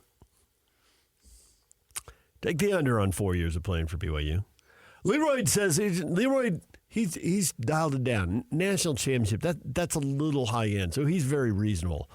Final Four or bust? Oh, my gosh, man. If he led him to the Final Four. That would be massive. It would be. Yeah. I'm so glad they signed him because we're about stories, and this kid is a story. He is clearly the most hyped recruit in all of sports, college sports, since I've been in Utah, which is 31 years. I want to argue with you right now. But given where he sits in the NBA draft, I don't see how I can. And I think you got to go back to Sean Bradley. And Sean... But that was before you. The Watchdog brought me up for a 2-day tour of the newspaper and everything, and they offered me the job. Craig Thorpe came out to the airport, offered me the job before I left. And I got in the day of the draft that Sean Bradley was drafted. And so I technically hadn't started here. And I had heard of Sean Bradley. because I'd been obviously working in sports down in Los Angeles, and word had gotten out of this very tall, extremely athletic guy. I mean, now, gosh, it would have been, if Sean Bradley was available in these days, we would probably watch his high school games on TV. You know, the way the world is, because I've seen Cooper Plagg play 10 times. He's on TV all the time, and all these other games that they play. The off-season competition. At the time, his school was, I don't know if they were 1A or 2A, but both the 1A and 2A tournaments are streamed now, so everybody could have watched him play multiple games. If he would have played there, if he hadn't gone somewhere else, one of these academies, in a new era. Right. And so, but anyway, that's how big Sean Bradley was, literally and physically, is that I'm living in Los Angeles, and I had heard of him, knew what he was going to do, and then obviously we know what he did. So any sport, I can't think of anybody more ballyhooed than this Egor kid. And that's a story. And so this is great news for us being in the story business. I don't care, Utah, BYU, whatever school you want to go to, it doesn't matter to me. Just come here. And this is awesome. And so, yeah, that's a huge storyline. Mark, I don't have expectations. I'm just glad he's locked down at BYU. You got to have expectations. Well, on. If you're glad he's locked down, you have expectations to some level. Projected lottery pick. If that just antennas shoot to the highest level of the ceiling when you hear that. Whatever's the highest level up there, that's where this... Come on, man. You got to have expectations. And now you can just Google his name and see him go flying down the lane, left-handed dunk, reverse dunk, all his wingspan. Looks like a giraffe with all arms and legs and all that, and the way he can handle the ball. Come on, man. Are you kidding me? There's massive expectations. They probably need to be tempered, and we'll get to that when the season starts. But this is seriously way cool that he wants to come over here and challenge himself.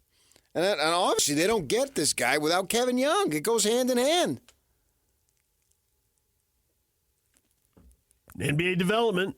Yeah. Wants to play for an NBA coach. And come to the United States. Kevin Young is the most ballyhooed coach that's ever come here in my 30 years. Get the culture, get it wired. The NBA you're talking about. And then you're going to play in the best basketball conference? Yeah. I think it's awesome for the kid to do that. Play in the Big 12 and prep yourself for the NBA in the US of A. Right. That's his major. Yeah, but I think the appropriate thing is this is grad school. He's already got his degree. I don't know about that yet. Because we've seen guys projected lottery picks in June the year before, and they're not the next June when the actual draft comes. Conversely, we've seen guys who aren't, but then are. Connect is a classic example. Just to stay with this year. Yes. But there are others, you're right. And I think Cody Williams, I showed it to you, I remember. Yep. And you looked it up. You hadn't heard of him. And I said, no, this guy, because you're asking, are any hot shots going in the... I remember having the conversation with you. And I told you about this kid. I looked him up and he was third. He was third, yeah. I remember looking at him. He's not third now, but he was third then. But they always move around a little bit. Yeah, I still think Williams will be a lottery pick. I've seen him as low as... I haven't looked at every single one, but I've seen him as low as 12 and as high as 7. And we know the Jazz draft 10th.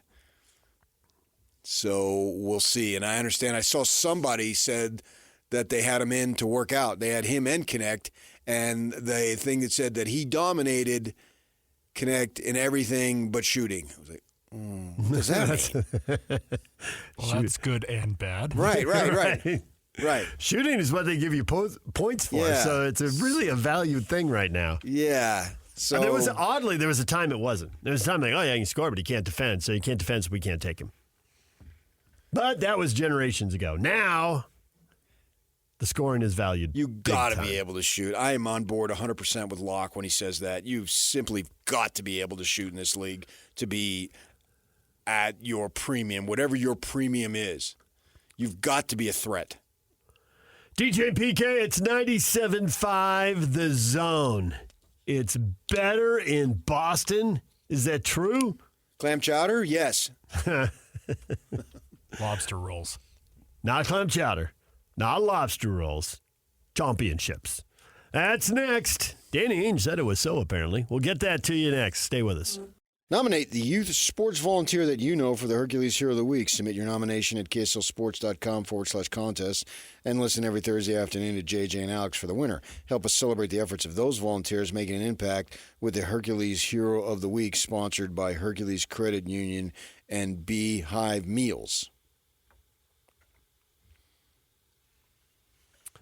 The Boston Celtics are world champs. As we expected, they blew out Dallas in Game 5. And afterwards, Danny Ainge got a shout-out. And you might think that it came from Tatum, who he drafted, or Brown, who he drafted. Brad Stevens, who he hired. But the one that caught PK's ear came from the vet of vets, the old man, the leader. Horford, yeah, very respected guy in his league. Obviously, his father played in the league, and he's been 38 years old? 17 years in the league. That's incredible. 4 different teams. Good for him. Second trip through the Celtic organization. Yeah. He's been back 3 years after going to Philly and OKC. Right, and so he made a comment last night that I think is debatable. And that would be? I never forget what Danny Ainge told me in that meeting. He said, you can win championships in many places, but there's nothing like winning in Boston and nothing like winning as a Celtic. And that stuck with me from that meeting. That was in his recruiting pitch. That stuck with him. And what Danny Ray told him, now he's experienced it. There's nothing like winning it in Boston. And that is the place where they have won the most titles, and so there you go. That is something that is special. There's no doubt about it. But at the same time, and Ainge has got one, kind of got 2, but he certainly, inarguably, has got one. As well, he had, if you include his time as a player, then he's got 4. Then he's got multiple, or 3, depending on how you want to count it. As a player and as a manager in Boston. And so he knows of what he speaks because he experienced both of that. And winning in Boston is winning as big as it can get, right? Because Boston's a major city in our country, and it's a major sports town, and they've had legendary players for 70 years, and away they go, and we'll see how many they can get going forward. And I can argue, though, that you've done something that's only been done 17 other times. So good for you. I will not forget, and it's just one shot, but the picture of everyone swarming the building, all the people who didn't have tickets, swarming the building in Milwaukee as the Bucks are winning the championship. It's like the whole city went into the streets. It was awesome. Mm-hmm. And so if you're in a place that gets one and I'm sure somebody from Denver would say, well, it was awesome and there were people. I just don't remember the shot. But when you get a title in a place that's never had one, or in the case of Milwaukee, hasn't had one in 50 years, and Denver had never won an NBA title, and you go down the list of any of the others, what's it like to win one in San Antonio when they don't have the NFL and they don't have Major League Baseball? I mean, you're it. Oh, yeah, they have the NFL. Because it's cowboy country. Yeah, they have the NFL. But it's Dallas. It's up there. They don't walk you. They don't walk you the streets of your town. It's 3 hours away. It doesn't matter. It's so overwhelming. They're huge cowboy fans in Albuquerque. They are, literally. They are. Yeah. And don't get me started on El Paso. Well, sure. I've been in both those places many times. I think winning it here in Salt Lake City would be Danny Ray's greatest achievement. And he's achieved a lot. Oh, my gosh, he's achieved a lot. The guy is unbelievable. You Yeah, he's the definition of winner. That's what I think of him. Because... Well, then let's do some of that winning here. I hope so, while I'm alive. The idea of winning here, there's no city in the NBA that takes as much crap as we do. So it's more difficult. It is. It is the most difficult place to win, without a doubt. And I've lived in 4 NBA cities. There's no doubt this place catches more crap. You don't want to go there. Right. Has been said more times about here than any other place. Yeah. And lots of people can say, oh, it's been said about here. And that's true. But not like here. Just not as often. You could say, what places are hard to win? Well, all cold weather, but I think that's overblown. Now that Milwaukee and Toronto have pulled it off to Denver. Pretty cold places. Denver on top of that. Yeah. Chicago. Major market. It is. But cold. It is. Boston. I think that stuff is overblown. Players, you don't have time to vacation in the season anyway. And so if you're serious about winning, if you're serious about nightlife, then I don't want you anyway. Because you got a finite amount of time. If you want to ball out, then that's who I want. And if you're interested in the other stuff, well, you're going to raise eyebrows as far as I'm concerned. But you take, who would be the second hardest that you would think? Charlotte, right? They've sucked. Yeah, but I don't think it should be hard because of Charlotte. No, but you look at Charlotte, and it's in North Carolina. Well, that conjures up Duke and North Carolina. Basketball hotbed. And Thurl would tell us about NC State. All NC State did was make the Final Four this year. And a lot of players would want to, quote unquote, stay home, and they've had a lot of great players go through all those schools. Or they want to go down from New York, where it's a little warmer, and it's not super far away. Which is literally how NC State and Duke, didn't they bring coaches in from New York to launch those programs? Yeah. So you can think, well, that's a basketball hotbed. And here, well, we've got build hoops in every church we've heard, and that's true. But still, it is so easy just to crack on Mormons. There'll be one dude who will yell one thing stupid at the Delta Center, and it's every single person in the state. Every last one of you is a hardcore racist. That's the reputation. Sacramento and Salt Lake, 2 toughest places to win in the NBA.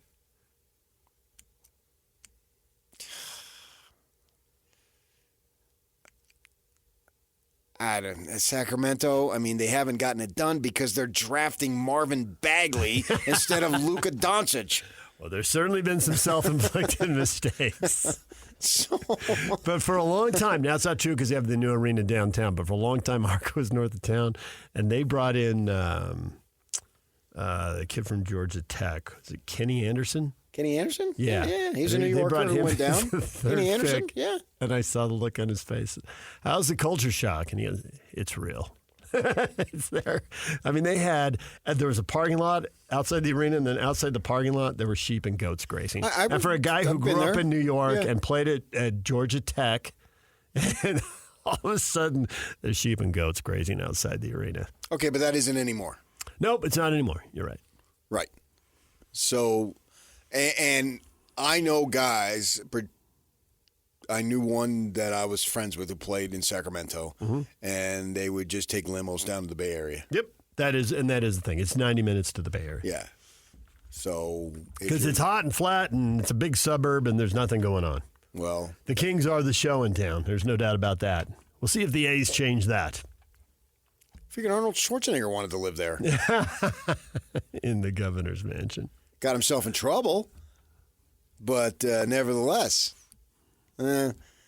Sure, it's harder there, but I don't think people are ripping, and it's acceptable. You just blast away. There's no repercussions for it. You go on there and basically say whatever you want. And we're just a punching bag. And Dennis, Lindsay, and the Millers, and Ryan Smith, they've been fighting like heck to overcome that. And You were right there with Dennis. We heard about the partnership over the years. Yeah, he and I were hand in hand, arm in arm. How much progress do you think you've made? Significant. Really? Yes. Not to the ignorant fan, but to the player. And you're not recruiting the ignorant fan. You're recruiting the player who has been here. And then you're recruiting his family and bring him here and see what it's about. And then you can go and you can run out the Carlos Boozers of the world who can tell you firsthand how it is. That's where the progress has been made. Where the progress hasn't been made is convincing younger good players that that's really true. And I think the older player... I think it has been made. I think the older player who's been places can see that the grass isn't greener and that you got to value different things, but... Today's player is more sophisticated than ever. He has been exposed to so much. He's played basketball in many different places, literally in some cases around the world. And... The more of that you have, the more it works in Utah's favor. This number one recruit in the country. Because he's going to go down and play in Hurricane, and he's investigating BYU. Because he knows Kevin Young has a pathway to the NBA. So why wouldn't I look at that? And I think players, they're far more intelligent now. They're more worldly, not necessarily always in a negative sense. But if you grew up in Russia and you played professionally in Spain, that's just different than going to the high school. Yeah, I'm talking about the number one high school recruit, though, who has investigated BYU. So, yeah, I think they made significant progress. And if they haven't, just for argument's sake, if they haven't, there's enough foreign guys who don't give a crap where they are. And you can have foreign guys make significant contributions. That, I think, is the most important point. That the foreign guy, to your point about Worley, who's been many places and speaks multiple languages, many things, and in a lot of cases does speak multiple languages. Yes, is evaluating places differently than somebody who's grown up in one place, maybe gone to play college basketball for 1 year in another. And the whole going home thing, which is clearly, hurt the Jazz to some degree, that's just not going to be a factor. That's literally off the table for the foreign guys. No, they haven't been home since they're 15 years old. Right. But you're talking about, let's call it like it is. I know you want to be hesitant, but let's talk about the black guy in the hood. That's who we're talking about. Let's put it out there because everybody knows that's what we're talking about. That is what we're talking about, but it is not exclusively what we're talking about. I think the black guy in the hood is far more sophisticated than he was 25 years ago. But Hayward wanted to leave too. He did, but he was an idiot. Okay, but that goes against everybody's more sophisticated now. Because of guys like Hayward, he's making them more sophisticated. Well, that is actually, I like that point. Yeah. That's part. The story isn't just, hey, Carlos Boozer played in Miami, and he will tell you that Utah's a good place to play. Right? Call him up. He lives in Miami. He played in Chicago. He's right. Call Carlos, and he will tell you the truth. And Carlos will. But then it's also like, and the people who don't believe Carlos Boozer, how did it play out for them? How did it play out for Gordon? Call Darren Williams. Call Derek Favors. Here's their numbers. Call Paul Millsap. There's a list. The list is literally practically never ending. Okay, but now it just needs to work. The All-Star needs to stay. Right. But it hasn't. That's why when I said, have you made progress? Because so far, the All-Star who's had the chance to leave hasn't said, unless you go back to, Stockton and Malone, hasn't said, yeah, I could have gone, but I don't want to because I got it here, and we're building something here.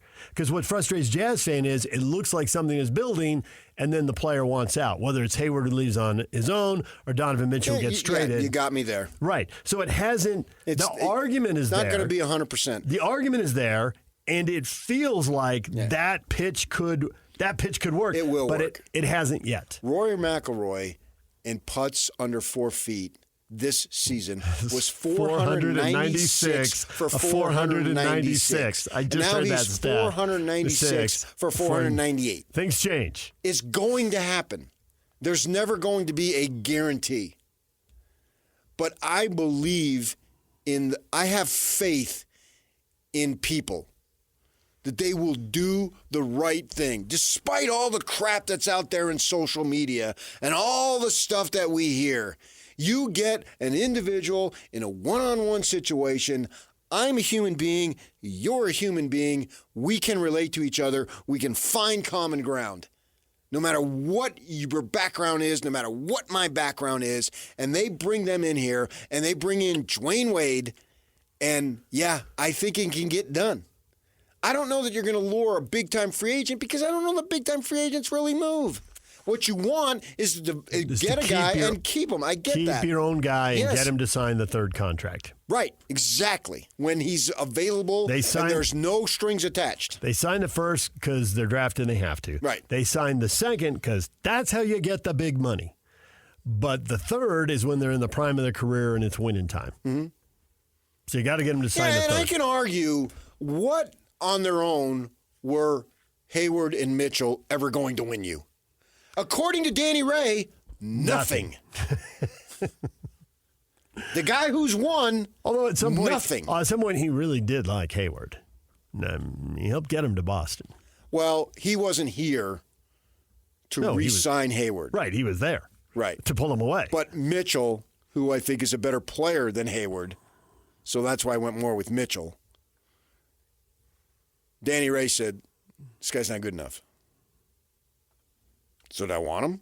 Do I want to invest all that money into him? Did they made the decision? No. Now you could say, well, wait a second, man. Mitchell forced their hand. No, I think they made the decision irrespective of Mitchell forcing their hand.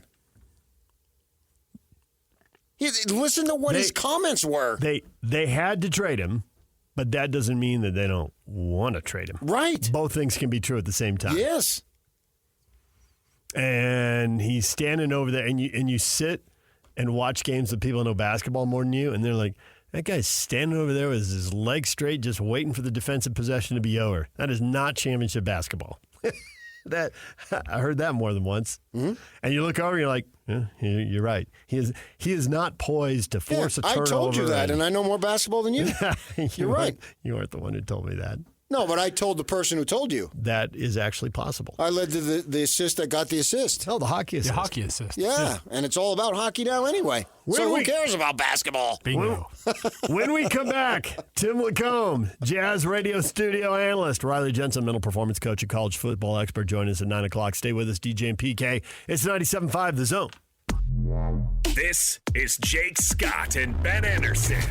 The Big 12 is exploring selling its naming rights in a lucrative and unique deal that could generate hundreds of millions of dollars in revenue. The conference had discussions with insurance giant Allstate about a deal to change the league's name. New name possibilities for the Big 12 reportedly include the Big Allstate Conference and the Allstate 12 Conference. In the same way that I don't care about jersey patches and advertisements on jerseys or whatever, I equally don't care about this. Now, it will be annoying when Allstate's out in 10 years and now it's the Sunkist 12 or whatever it is. I don't. Tito's Vodka 12. Yeah. How would that go over in Provo? You know what? I guess I will disagree with you a little bit on the naming rights. Bowls have lost some value because the sponsor changes every year. There's just no history there. It feels different every single time, even if it's just a little bit.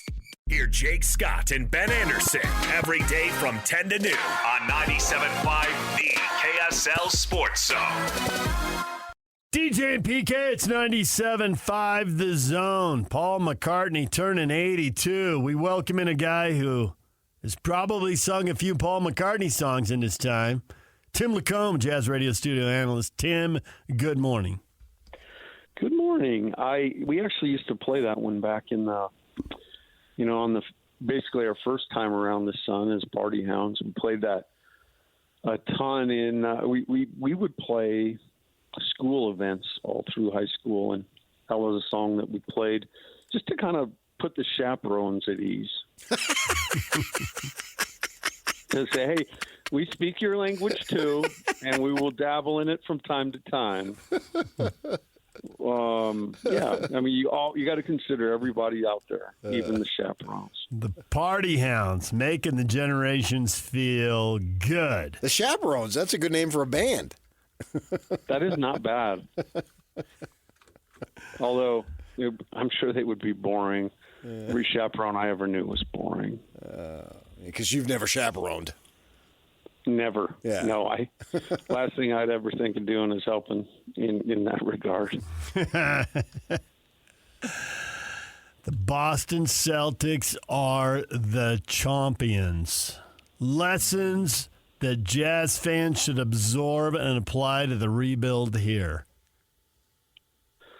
Well, it was, it was quite a journey, and I think there were a lot of things along the way that put the Celtics, in that position last night. But the bottom line is, I think they put a team together, piece by piece, different ways that, at the end of the day, were very, very astute basketball-wise. But at the same time, I think we saw during the celebrations, always one of my favorite things, you see and hear, thoughts. And they're thoughts that are pretty unfiltered because, I think you saw it with Jason Tatum last night. The shock was evident. But along the way, the Jaylen Brown pick, the move that Ainge made that will always be historic, understanding that Philly was not interested in taking Tatum, trading, down, still getting Tatum. That was a big move. But I think you look at it, it was just little transactions and acquisitions along the way. I mean, the Porzingis thing looks crazy right now, but it came across the wire and everybody was like, man, what are the Celtics doing? I think probably the story above all else is that this thing does take time. It's not easy. But we're going into another acquisition window for the Jazz here with the draft coming up. And pay attention, pay attention to who's taken. I know that, in talking to Ainge through the years, he gets a really good feel on a handful of guys. And if he can make trades to move, to find, to get, that's what it's all about. So we're on the front end of that journey, but, the Celtics have been at this for a long time, had not won since, was it 2008? So it's been quite a journey in a place that loves championships. I have the most now of any NBA franchise, but I guess it's piece by piece. That's the lesson. Did they win one when you were back there? They did not. Okay. I was there about the time that Bird was laying on the floor when he'd come out of games. Okay. You remember that? Yeah. Oh, yeah, most definitely. Lay at the end of the bench. Yeah. But I did see him go for 40 one night in the Garden, so that will always be a cool memory. How much do you love a kid like Drew Holiday? Absolutely love him. He to me, he's what makes that team. They had to make a really big decision last year. They had to move off one of their foundational pieces in Marcus Smart. It was difficult for everybody involved. But, what it did was free up a spot to bring in a guy like Holiday. And, the one thing he understands above all else is who he is. And he's not trying to do too much. He's an absolute menace on the defensive side. So I thought, to me, he was the linchpin. I think he was the final straw. They had tried so hard to make it work with Smart, and he got him to a certain point. But, I thought it was gutsy, and really sometimes you got to make those types of moves. But that was a very, very important one because I don't think they win without him. No, I agree. We put so much emphasis on scoring, as well we should. And I know you can get all technical and break it down to points per possession, but it really caught my eye that every Celtic starter had 8 rebounds. And the more rebounds you get, the more possessions you have. And the whole points per possession, I get it, but never underestimate the value of having more possessions. They crushed Dallas on the offensive glass. They crushed them on the defensive glass. It doesn't matter if you're a big guy or a little guy. There's plenty of long rebounds off missed threes to run down. There's still rebounds to get that are contested right at the front of the rim. You still need to rebound if you're out of your area, maybe more than ever. And to have all 5 starters have at least 8 boards, that just seems like a winning formula that every team should be chasing every game. Yeah, there was a great amount of effort. It was on the heels of a game in Dallas. I had so many people ask me, like, what happened? And I honestly believe human nature is real. They were up 3-0. Mm-hmm. They'd gotten at least a sweep, and I think on their minds it was, let's get home and win in front of our fans. I thought the effort was supreme, and again, it's a pretty unique formula to be able to get guys to play that hard and do that. But with the length, the physicality, I think there's a lot of you can take from the Celtics in that regard. They were definitely toward the end there on both ends. They were just clicking. The ball was moving great. One of the things that they fought during the year was stagnancy on the offensive side from time to time, where they got too ISO happy. But when guys would just make a basketball play, see how the defense, to come to the ball, just move it quickly. Saw the number of extras and corner threes. But that coupled with the effort, supreme effort. You talked about it on the glass, but, contesting shots, getting out in passing lanes, making guys back cut, all those things, are a recipe to win. But I'm with you. Rebounding is a huge part of the game. And, some teams leave it to their big guys, but I love the fact that everybody, the Celtics, as a gang, they got involved and rebounded that basketball. We all know about the Jason Tatum move that Mr. Ainge made, and it was just absolutely brilliant, right?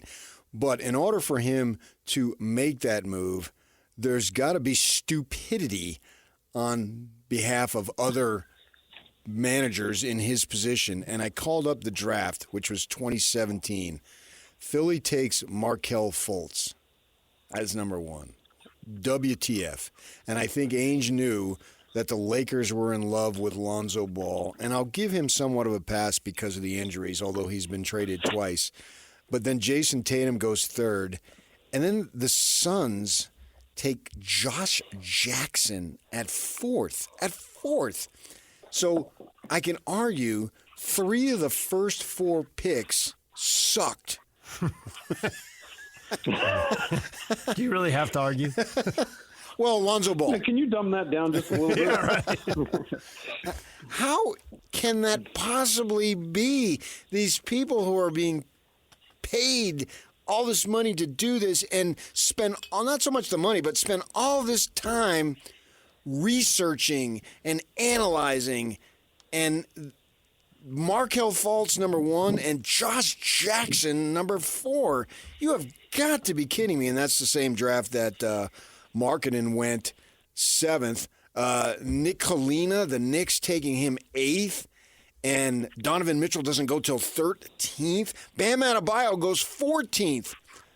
Behind guys like Dennis Smith, Frank Ntilikina, Zach Collins, Luke Kennard. Come on.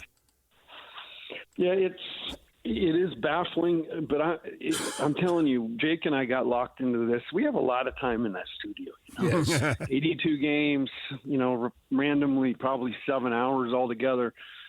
It's kind of like a full-time job at night.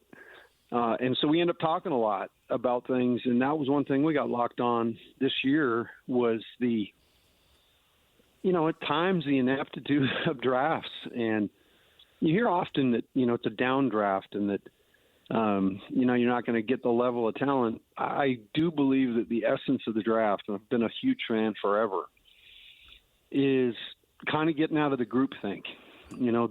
These guys start getting put into positions by pundits and people around the league, a year before. And it's almost like the top 20 in college football. I mean, nobody's really done anything yet.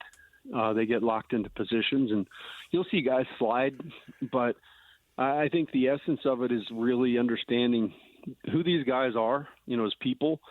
I had a interaction at one point with Danny, and I talked to him about Tatum and how he knew that he was the guy in that, in that situation. What did he say? Because I was out recruiting, and Markelle Fultz was a phenom. Like, I was out that summer before, and everybody was saying, that this kid's going to be number one. And so I asked Danny about it one day, and he said, you have to immerse yourself in these guys. I think it's often why you see Danny at grassroots events. Start to watch these guys really young and watch the people around them and watch the way they interact with their teammates. Watch all the things in between the cuts of tape, because you can talk yourself into loving somebody, on the basketball court. But I think, why the Celtics are good, you guys mentioned Drew Holiday, there has to be an adult in the room that says, look, we can't all be number ones. We've got to be able to structure this thing. And so character obviously is a huge part of this thing. But understanding who these guys are as players, it's not an exact science. And I think if you look through the draft, you'll find what you said, PK, more often than not. I mean, people will always hit, for the most part, at top of drafts when it's just easy. But putting teams together, finding the right guy, so hard and so easy, 10 years later or whatever, to look back and go, man, what a bunch of idiots. But the bottom line is the data and everything's out there to search.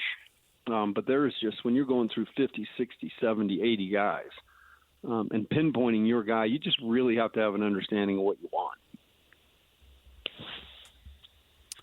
In an era when there's so much data and there's so many numbers and people are creating new numbers and making up numbers and abbreviations I can't ever hear of, there are still inefficiencies in the system that amaze me, and I find them so frustrating. And the Celtics have conquered one of them with Pritchard taking shots against the buzzer at the end of the quarter. The number of times that you watch the end of a quarter and a guy lets a 50-footer go 1 second after the buzzer so that it doesn't wreck his shooting percentage.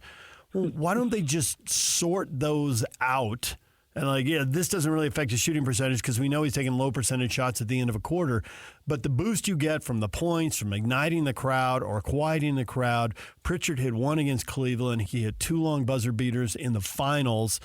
And in the video, he's done it so many times in practice and games now, and regular season games we ignored, that in the video, when they pan and follow the ball as he hits the shot at the end of the half, the bench is up and dancing. They're already anticipating it going in because he had so much space when he launched it. Why don't other teams looking for an edge take advantage of that? It's one of those silly things. I've always kind of thought, and it goes way back. I mean, I had a guy I knew who was trying to, this was back in the 80s, but he's in high school and he's worried about his shooting percentage back then. So he'd get the ball at the end of the half and wouldn't shoot those types of shots. And I think it just became a thing. But there's a lot of things like that, that are self-centered. They're not team-oriented. And, I think you bring up Pritchard and his contribution. I mean, Pritchard's a guy who I remember he was not slotted to go as high as he went. But again, Ainge saw a guy who could be a great piece, right? Yeah. And he jumped up and got him, and everybody's scratching their head. But he's not the guy. He's not even the guy, but he's a guy. And he's a guy on that bench that just wants to win. To your point, I think the more you can make basketball less about an individual and their stats, and you can make it about a team, that's when you're getting closer. When it moves off, one guy worrying about shooting the ball, it's going to affect this or that, and you just play the game. I mean, I think that in its truest form, what it's all about. Tim, we appreciate it as always. I know you're doing draft homework, and next week when we talk to you, the draft will be upon us. We look forward to that. We will talk to you then. You guys are the best. Have a great day. Tim LaComb, Jazz radio analyst, here on the broadcast, pregame, halftime, and postgame. DJ and PK, it's 97.5 The Zone. Ladies and gentlemen, may I present... This is JJ and Alex. Utah's not the only team that can say some of these things, that they've got, the strength coach, starting quarterback, the coordinators, and the head coach back. I mean, Iowa State, Kansas State, Oklahoma State, Texas Tech, Utah, West Virginia. That's a long list in the Big 12 of teams that have stability. And I'm going to bet on stability every time. And if you're a BYU fan who's wondering why media down on us, because there's a little bit of an instability at the quarterback position. We saw it last year. It's got to be better. And once it's better, BYU will be taken seriously in the Big 12. But until then, you're going to start seeing stuff like the 16th best quarterback room in the Big 12. They're going to start picking you 12th out of 16 teams for the conference championship. So BYU's going to have to earn that. Catch JJ and Alex afternoons from 3 to 6. Presented by G2G Bars on 97.5 The KSL Sports Zone. DJ and PK, it's 97.5 The Zone. Win tickets Wednesday. Preempted by a holiday tomorrow. So we got to win tickets Tuesday. Sticks, Foreigner, Utah First Credit Union. You want to go? Be caller 12 right now, 801-575-ZONE. 801-575-ZONE. You'll see him at the Utah First Credit Union Amphitheater on June 26th.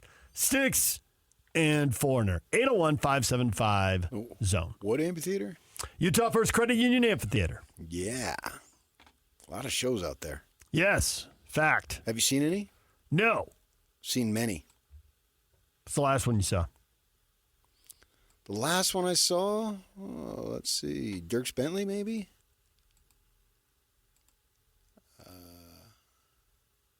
Yeah, that's probably it. A couple years back. There you go. Kid from Phoenix who made it big. Of course, he was born Fred Bentley. Yeah. I mean, Dierks is his middle name. He's got restaurants there, restaurant bars.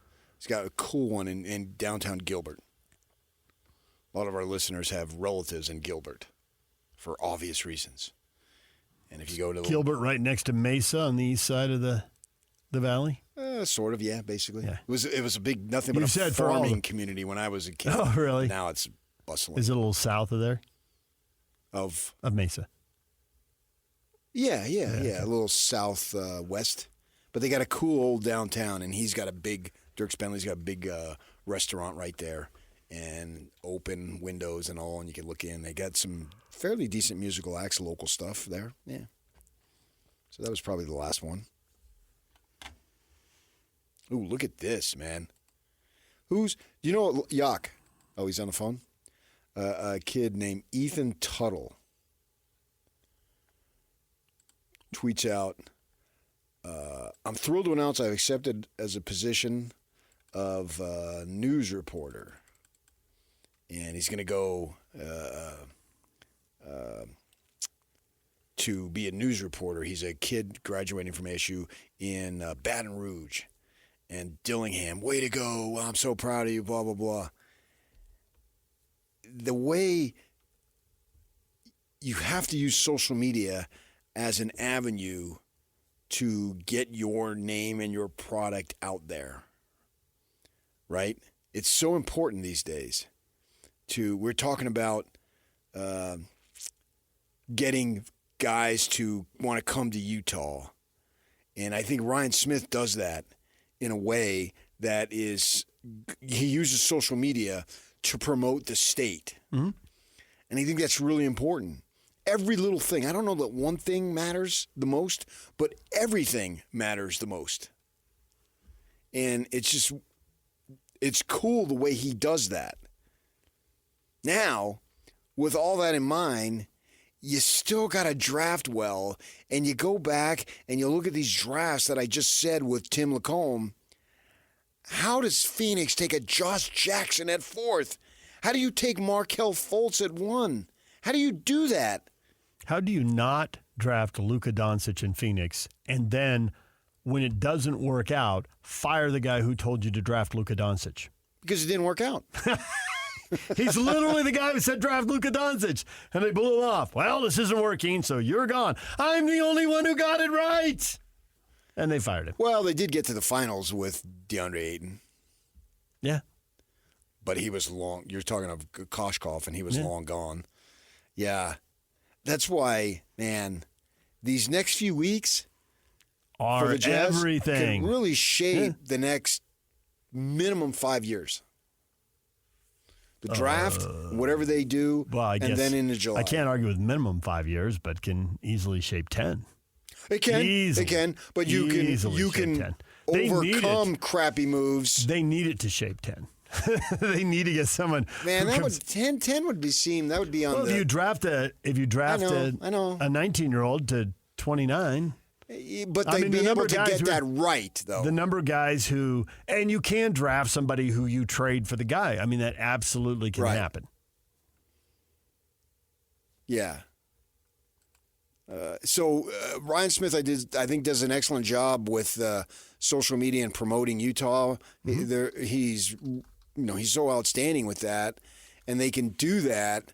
But then even if he didn't do that, and even if everybody hated Utah, they could still build a really good team through the draft, which is what they did. If you can keep the guys, or if you can trade them for people. Eric Lechner was not a great draft pick by the Jazz, but he was good enough to combine with Bobby Hansen and get Jeff Malone, and then they traded Jeff Malone for Jeff Hornacek. Eric Lechner was an outstanding player. What are you talking about? In college, he was an outstanding player. He's a Cowboy. I know, I'm aware. Wyoming, baby. Have you been in Arena Auditorium? I've been by it. I've not been in it. I've been in it. I was there in the summer. Yeah. If you've been in the Huntsman Center, it's the exact same thing. In fact, they modeled it after the Huntsman Center. That and the D Event Center look like the same architect did all three buildings. Yeah. Some telltale design. But I think that they can keep guys, man. I really believe that, because when they did that, what was different about those guys back then? The statues, Thurl, blah, blah, blah. They kept those guys. They did. Don't let Mitchell and Hayward. And Boozer and D-Well. Yeah, but they got a lot out of those guys. They did. The thing is that they really only had one era with those guys, where with Stockton and Malone, they basically had 3 eras. They could have rebuilt around them.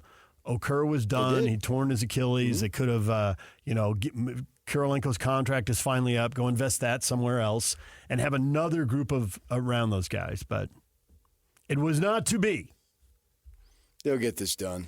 DJ and PK, it's 97.5 The Zone. Coming up next, Riley Jensen, mental performance coach and college football expert. We will talk college football quarterbacks and a certain golfer who mentally has to get himself in a better place so he can bounce back at the Open Championship next month. We'll talk Rory McIlroy with Riley next. Stay with us. DJ and PK brought to you in part by America First Credit Union. Get the official debit cards of the Utah Jazz, University of Utah Sports, Real Salt Lake, and more exclusively at America First Credit Union. We're joined once again by Riley Jensen, mental performance coach and college football expert. Riley, good morning. Morning. How are you? Good, Riley. How are you? Doing well. I'm working with Roy right now. You are? Yeah. I'm sorry to interrupt. I'm telling him, don't miss those putts. Did you see the social media where someone made the whole 6 feet across Grand Canyon, and then it still rolls to the right? Yeah. All right, that's funny. What would golf be if the holes were really 3 feet across? Riley, good morning. Good morning, fellas. What's happening? Well, normally, and we will talk to you about football, but we're going to start with you with golf this morning. And I know you work with athletes in a lot of sports. You've worked with multiple local schools, and so they all sponsor a wide range of sports. But it is a little different when you're talking to someone in a team sport and there's a defense. Golfers play an individual sport, and there is no defense, so it's just up to you to hit that putt or hit that drive when you're ready, and if it goes wrong, well, it's on you. So if you were working with Rory McIlroy, and he's made 496 putts of 4 feet or less in a row, and then he misses 2 right at the end of the U.S. Open and lose by 1, how would you work with rebuilding somebody after that? Well, unfortunately, I think Rory is actually pretty mentally tough. It's obviously a devastating turn of events for him. He's been really, really hard to get back to win a major, and I think that might have been part of what the pressure was. I think, in my experience working with golfers that are on the PGA Tour, on the LPGA Tour, and the Korn Ferry Tour, I think the thing that's a little bit different than just you and I going out and golfing and having a little bit of fun is there's just hundreds of thousands of dollars on each one of these putts. And if you're not in the right mindset, it can be really, really difficult to even make a 3-foot putt. And you could, on hole 16, and it was hard to watch. It was hard to watch. He was, he's been so good this year. I think if I read the stats correctly, he's led all of the PGA in putts under 3 feet, 4 feet for the whole year. And then he missed, obviously, 2 big ones. And everyone's going to call that a choke. But I think the thing that people don't understand about golf is you walk around a course for 4.5 hours, and the actual amount of time that you golf is between 5 and 6.5 minutes. And that's if you count, like, the pre-cut. So there's so much time to think, and there's so much time to pull yourself into the future, pull yourself into the past, and being present is really, really difficult in pressure situations. And so what I always try to do with golfers is I try and – he's hit 1 million of these putts. He knows how to putt. It's not he doesn't know how to drive, chip, putt, all those things. He's one of the best golfers that's ever been alive. Is you really try and simplify and occupy the brain with 1 or 2 simple things, such as line and pace, right? Instead of the 25 to 100 things that have to go right to hit a putt. 1 or 2 things so that your mind has enough to munch on, and then you let your body go into automatic mode instead of overthinking mode. And clearly, I can't remember now. I'm getting this might be CT from when I played 16th or the 18th. One of them looked real wonky to me. The other one looked normal. It was just a miss. I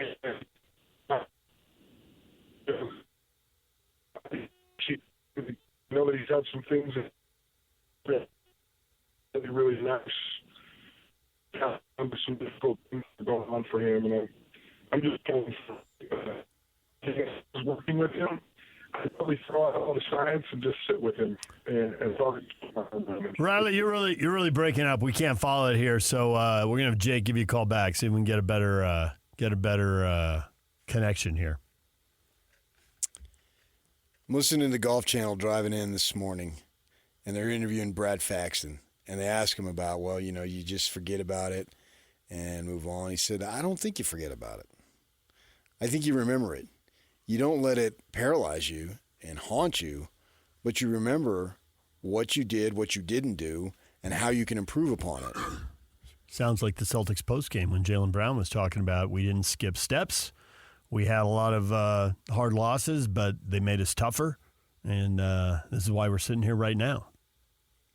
So you can't just flush it away. But the difference here is Rory McIlroy should be in the prime. Those guys built. They were young. They were young, and they were going through a natural part of the process. Right. And so with Riley, my thought is, do you remember this stuff or do you flush it away? Because I think you remember it and try to build upon it.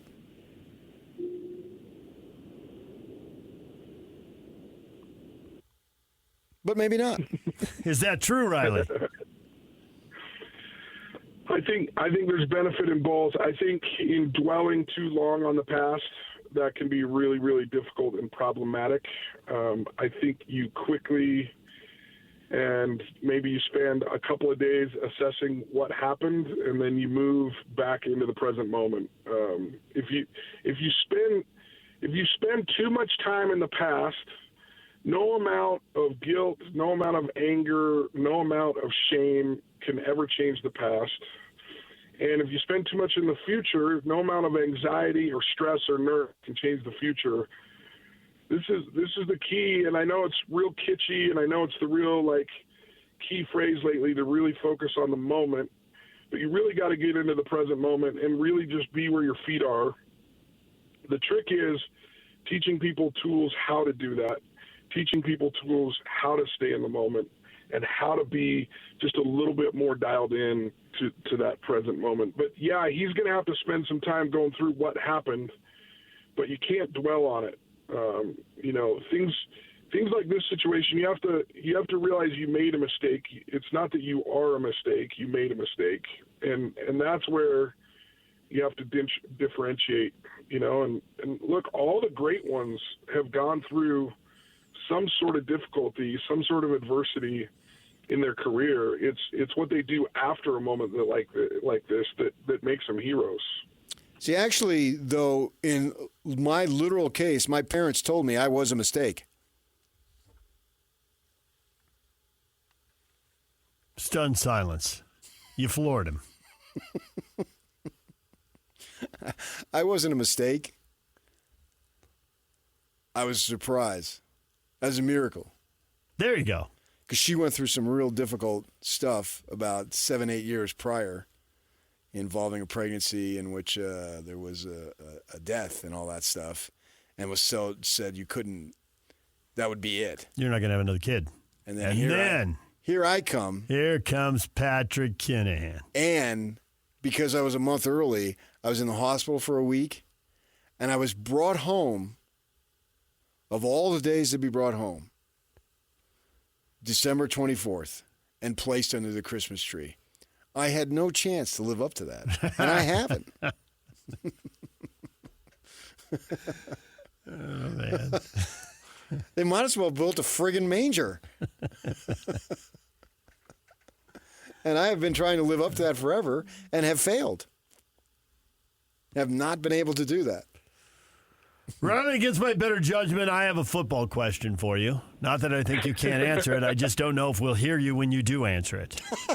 I'm sorry. No, I'm sorry. It's fine. I'll answer it if that's the case. Hey, PK. Yeah. PK, real quick. I'm 18 years older than my youngest brother. My brother's 15 years older. And they always asked my mom, they said, are you going to tell him that he was a mistake? And she said, well, I told the other two they were. What's the big deal? Get over it.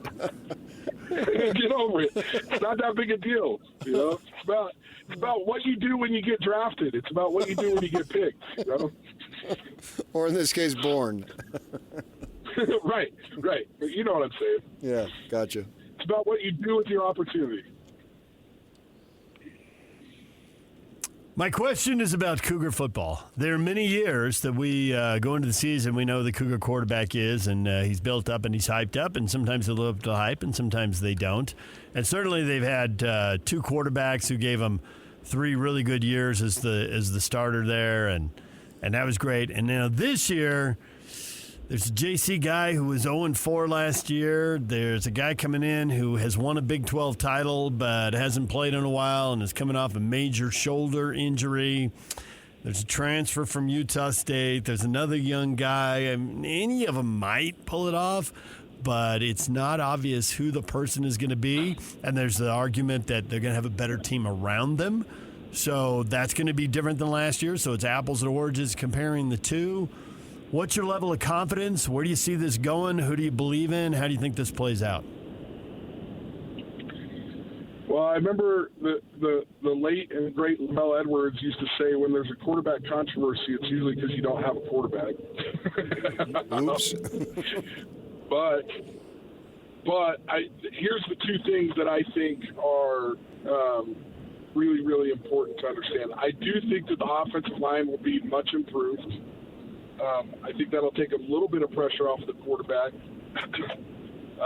It has to improve for the quarterback to play better. And I'm just really interested to see, I thought the late move after spring ball, bringing in the Utah State transfer, McKay Hillstead, is a really interesting move because I don't think you typically see that move unless you don't feel real great about spring ball. Now, I'm not going on inside sources. I'm not I'm just trying to read the tea leaves here, but I've got a feeling that they don't feel great about what was going on in spring ball, and so they needed to make another move. I would be very surprised that if not at the first of the season, that sometime through the season, McKay Hillstead is the guy at BYU. Now, McKay is an incredible athlete. He's very fun to watch. When you see him on the field, he's very small. Like, you're going to look at him and go, wow, that's a small quarterback. Now, he's going to excite you with some plays. He's going to excite you with his arm. He's going to excite you with his moxie. But my question still remains with McKay is, can he play and make it through without getting hurt? That's going to be really, really important. Now, if this offensive line is improved like I think they will be, maybe that question becomes moot because he's going to be protected and he's going to be able to make plays with both his feet and his hands, or with his arm. But it's going to be interesting that quarterback position is going to be super vital to what happens in the Big 12 this fall for BYU. Do you think someone who comes into the program officially not till training camp, and I realize they got summer workouts informally on their own before then, but can someone who just arrives as far as the team concept, the practice in August, be the starting quarterback in game one? I think that's a tall ask. I definitely think that's hard. That's why when I'm saying that I think he'll be the man at BYU, it's because I think it'll take a little bit of time. The one advantage that he has is, he's a local kid. There's definitely going to be players on the team that he's played with that are going to be able to attest to what a good player he is, what a good person he is, what type of a leader he is. But it does take time. You still have to learn the playbook. You still have to learn the timing of a different offense. And as much as we, are trying to plug and play with quarterbacks, there's still just so much timing that goes into the passing game. Such as a 10-yard speed out. If your foot isn't hitting the ground and letting go of the ball at the right time, if you're throwing a seam route at 16 to 18 yards and you're not getting rid of the ball at the right time, it can be very difficult. And every receiver runs those routes a little bit different. So there is some timing that needs to take place this summer and during fall camp for him to be able to come in and play effectively that the other quarterbacks will have an advantage on. When you talk about the O-line being better and about that impacting the quarterback, is that going to impact the run game as well? Because pass blocking and run blocking, two different things. Some groups are good at both, but some groups are only good at one or the other. Well, to me, it's always important that they have an identity. So, back in the Lavelle Edwards days, it was a team that could really pass block well, and then they would set up the run with the pass. And then there were some other teams when Harvey Unger was playing where it was a real run-heavy team, and they would set up the pass with the run. I think, in my opinion, you got to make sure you have an identity and that you're good at one or the other, and then you can always set up the other and give your offensive line a good opportunity to play really, really good football if they have an identity and they're good at one of them. Now, there's a lot of jockeying going on. There's a lot of new linemen that are brought in. There was a lot of new linemen brought in last year.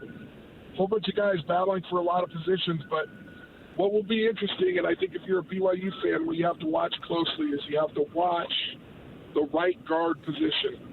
See who wins that right guard position, because I think that's the one that's the most open for the newest guy to make an impact.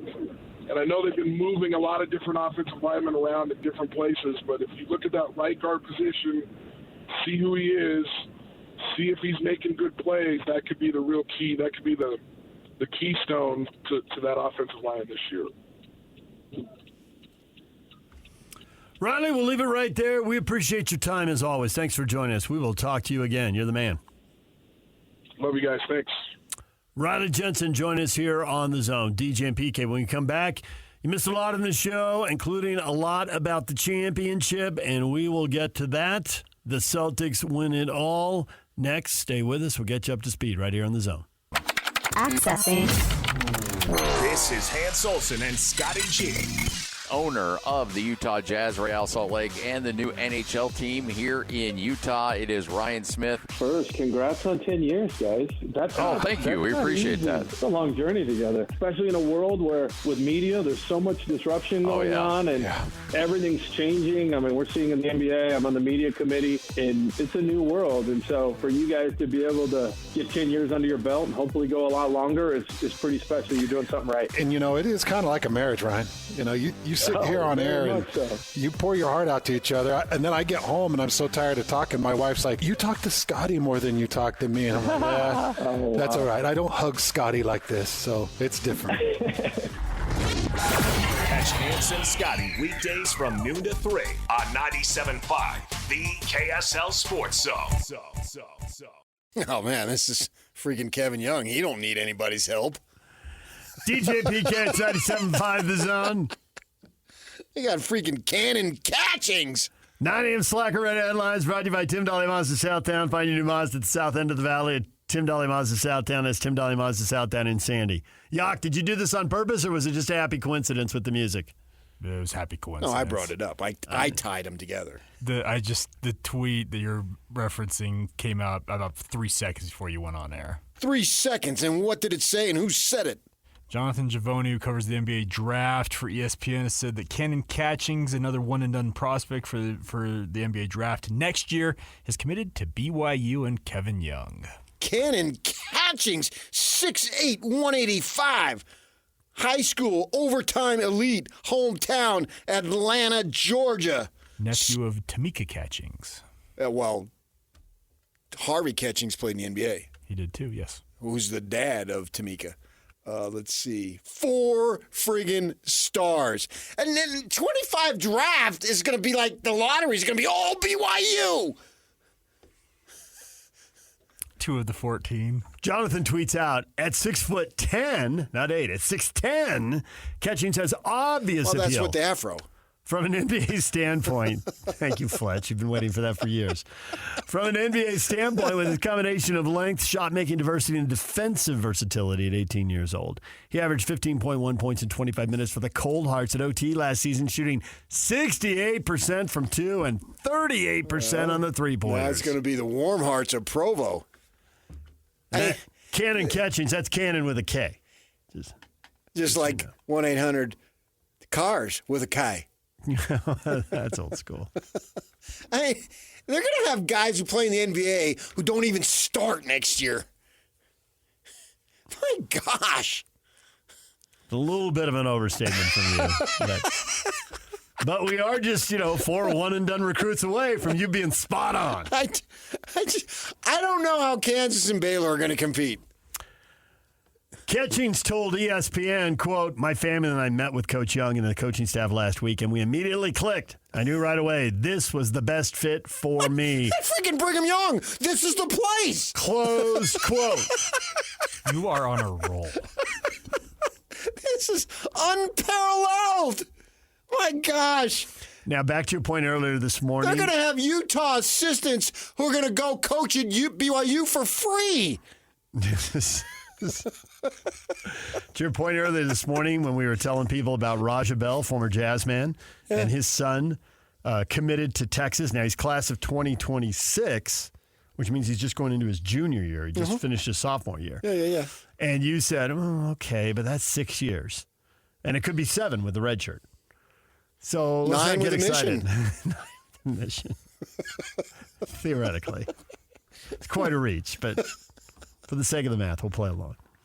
Yeah, but come on. Quite a reach. To back up your math there, Catchings, who committed to Purdue following the sophomore year of high school, elected to reopen his recruitment earlier this month.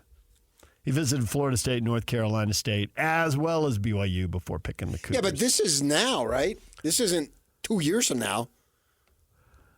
Right. No, it was when he was 2 years out, he was committed to Purdue after his sophomore year. And he actually signed with Purdue and asked for a release from that national letter of intent. Yeah. He's coming in this season. Now. Right. Yeah. That's when it matters. Yes. The 2 years ago, I get your point. 2 years ago, this is exactly what you said about the Bell kid. Maybe he's a Longhorn, but how do we know? Yeah. This guy, Catchings, young. Who doesn't he Catchings? This guy's Catchings everything in sight. I wonder how many 4-stars he's turned down at BYU. We just have no room for you, son. Sorry. Too many shooters, not enough shots. I mean, I think you'd probably have a better opportunity to get playing time at Kansas. We just can't fit you in. I'd love to have you, but I can't take every 4-star. It used to be they couldn't take every LDS guy. Now it's I can't take every 4-star African-American around the country or around the world. He played for Cold Hearts and was coached by current BYU assistant Tim Fanning, who also had a significant role in recruiting Egor in his first month on the job in Provo. Well, shooters. Shooters. Too many shooters. Too many shots. Not enough shots to go around for all the shooters. Yeah. Shooters.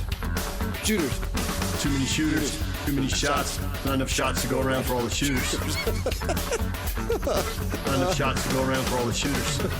Freaking Whitey White. That's your greatest hit. That was a perfect time to play that because I do believe I said that when the Celtics acquired Kyrie Irving. That's just Whitey White, it's man. It's not going to work in Boston. They should record a live version of that.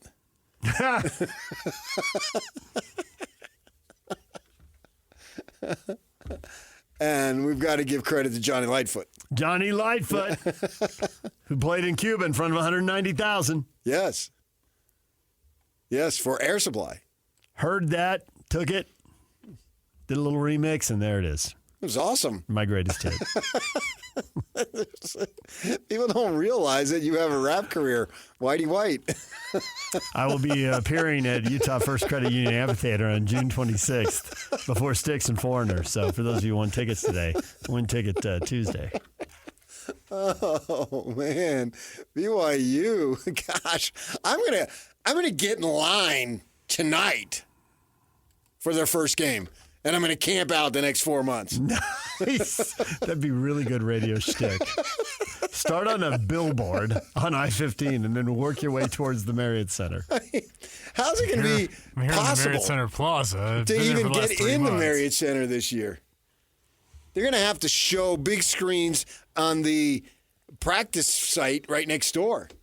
They're going to sell tickets there. I think they're going to move over to LaVell Stadium and just use the big board there. A little chilly at night. It'll be worth it. The winds will keep people warm. It'll be worth it. Well, the winds will keep people cold. An undefeated natty? Of course. 38-0. Let's go. I just wonder how long they can keep KY before he coaches the Lakers. Probably just 1 year. He's one and done. JJ Redick doesn't know it. Kevin Young. He's just keeping the seat warm for Kevin. Kevin Young is the greatest thing to happen to this area since Brigham Young. You can go to the Laker press conference and you can get the first question. I thought you told me. We can go from one Young to the next. We just skip right over, gloss right over Steve. It's Brigham, Kevin. There will be no glossing of the Super Bowl champion and NFL MVP. This is a young era. KYU for the win. I want to love you, KYU. Pretty one and done thing. Yeah. I want to love you, KYU. Yeah. Gosh. Yak, who's next on the recruiting list? Well, they only have one more now. They got the one scholarship left, and they reportedly have offered a kid from Finland, if I recall correctly. No. Guys. He wants to come here because he's going to play here in 25, 26. It's only a matter of time before Cooper Flagg is suiting up for the Cougars. Oh, okay.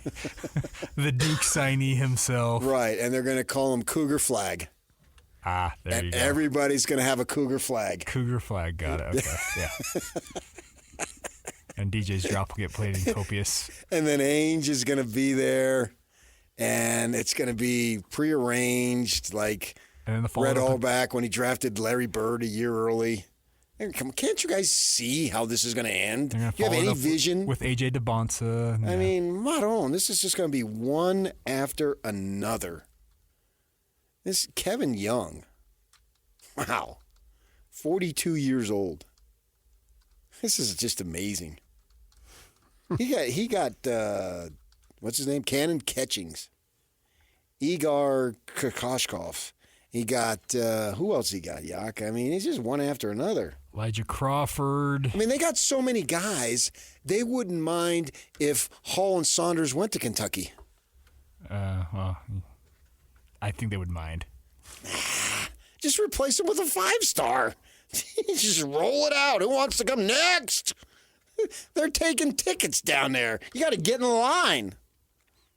It wasn't what we planned, but you've really enjoyed this segment, haven't you? I wouldn't be surprised if Mark Pope came back as an assistant. Yeah, you would. LaComb, can I get back on the staff? Okay, that's believable. I'll get a haircut. Clean this Mark whole look up. Madsen, he's resigning at Cal to come back. What the heck? Anybody else? Roger Reed on the staff? Steve Cleveland out of retirement? Director of something or other. Yeah.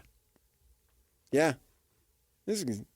Holmo was going to retire. He just signed a 10-year deal. Well, he wants all the Final Four trips. Yes, exactly. Everything is written in the contract. As long as Kevin Young is employed here, I'm employed here. Yes, this is... Cannon Catchings, projected first-round pick in 2025, is committed to BYU, according to ESPN. There it Normally is. I'd say BFD, but this is a big fetching deal. And BYU's already announced that he is officially signed. It's a done deal. This is amazing. It really is. So set aside all the hyperbole. Yes. Now you're finally being serious. I was serious the whole time. I was being fun serious. It's called serious fun. You should try it. I went to UC Santa Barbara. I did. Oh, you did? I did. Please tell us. Maybe not. Come on. How many? No comment.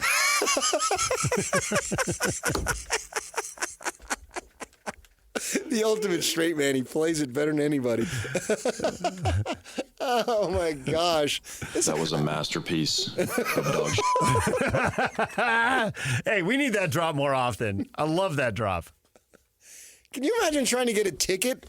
If I'm BYU, what they raised a stink when they raised football ticket prices. I'd just double everything. Just double it now. They did with basketball. They're to double it again. Then double it again. Yeah, welcome to college athletics. Yeah. It's all about the money. Right. You're in the Big 12. You got to catch up to the Big 10 and the SEC somehow. Yes. Let it be on the backs of your basketball fans. People don't realize this, but the Big 12 offices, they're in the process of moving to Provo. Stop. Is there anything else you'd like to say about the day in sports? Aside from BYU, this just broke. It's a great day to be a Cougar. Yak said he saw it like 3 seconds before he came back from break. That is such a college sports thing to say. It's a great day to be a cylinder nickname. You got some walk-on. I literally know. I know the first person who used that expression with me. And I remember thinking, that's awesome. It's a pile of BS, but it's awesome. It was told to me by someone who was a cow. It's a great day to be a bear. Cow bear. A bear? Yeah. Oh. It was in the Jason Kidd era, so they were up at that point. All right, DJ and PK. Mon Murray was on that team too, right? You're right. Played in the NBA. Yeah. When we come back, your feedback next. And it's all over almost here. Don't go nowhere. Well, now we have reaction to a premature tweet. There it is. A premature tweet? Yes, you heard me. I'm going to leave that alone. I know you would. What are you talking about? You're trying to get me in tweeted trouble. out, projected lottery pick, Egor Demin officially signs with BYU. What are your expectations? Well, revised given the news of the last 20 minutes. You sent this out last night. It was too early to get into BYU expectations. It wasn't a tweet. They weren't done. Yeah, it was Facebook. You're right. They weren't done. I converted it to a tweet. Okay. Well, they weren't done landing 4 stars. Oh, here projected a 4-star, lottery. There a 4-star, everywhere a 4-star. Projected lottery picks. Well, they're going to go 1-2 in a draft. That's my expectations. That would be awesome if BYU players went 1-2 in the NBA draft.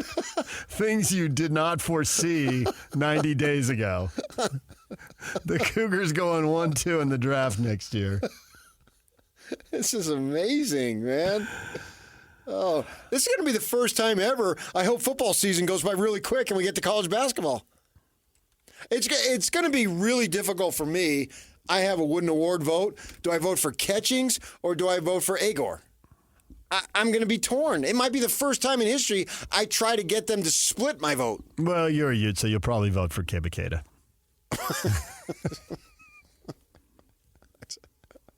What are you, Travis Hansen? Yes, I am, as a matter of fact. I'm channeling Travis. He's done me a lot of favors. I just did him a solid right there. That's payback, Travis, because I know I owe you for all the appearances on all the shows. You're welcome.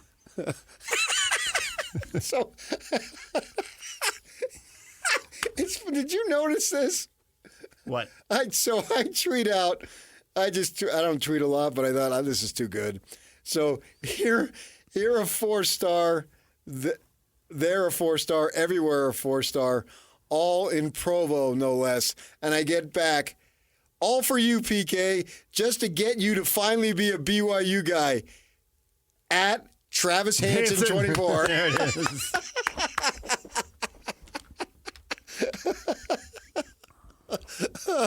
Oh, this is too much. This is amazing what this guy has done.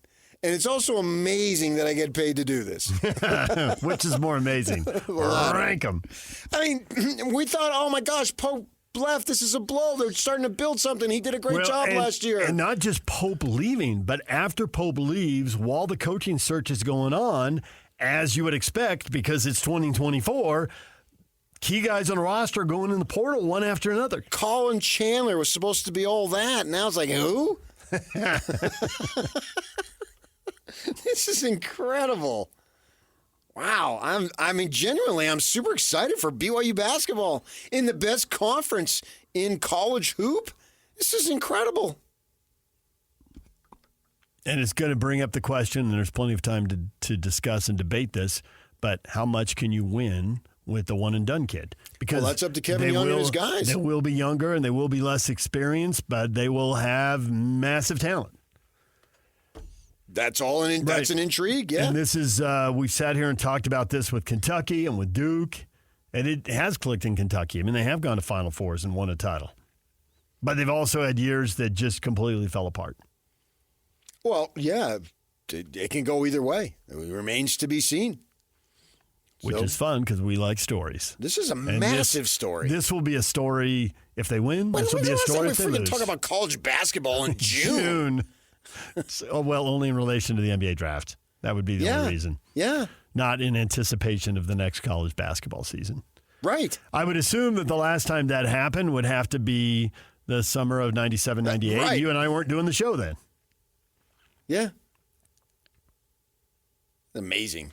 Steven, at you boys with the Ute logo, at Jazz Fan, if BYU doesn't make the Final Four, it will be a massive letdown of a season. Oh, colossal. Set the bar at the Final Four. Final Four? How about the Final Two? BYU for Trey. Well, this is better than Jackson Robinson. That's it. Let's go win a tournament game. Oh, my goodness gracious. This is stunning news. Brian says the goal is a college basketball natty or, the lowest bar is the Final Four. That's the basement. And then he's got the laughing, winking. The lowest bar? Tongue out emoji. Well, he's laughing. I had an mocking attorney, himself. And her name was Lois Barr. Hey, now. And she's retired now. She is the sister-in-law of Roseanne Barr. There it is. True story that I've used in contract negotiations. All right, DJ and PK, Jake and Ben will have more on the Boston Celtics NBA champs in just a moment right here on The Zone.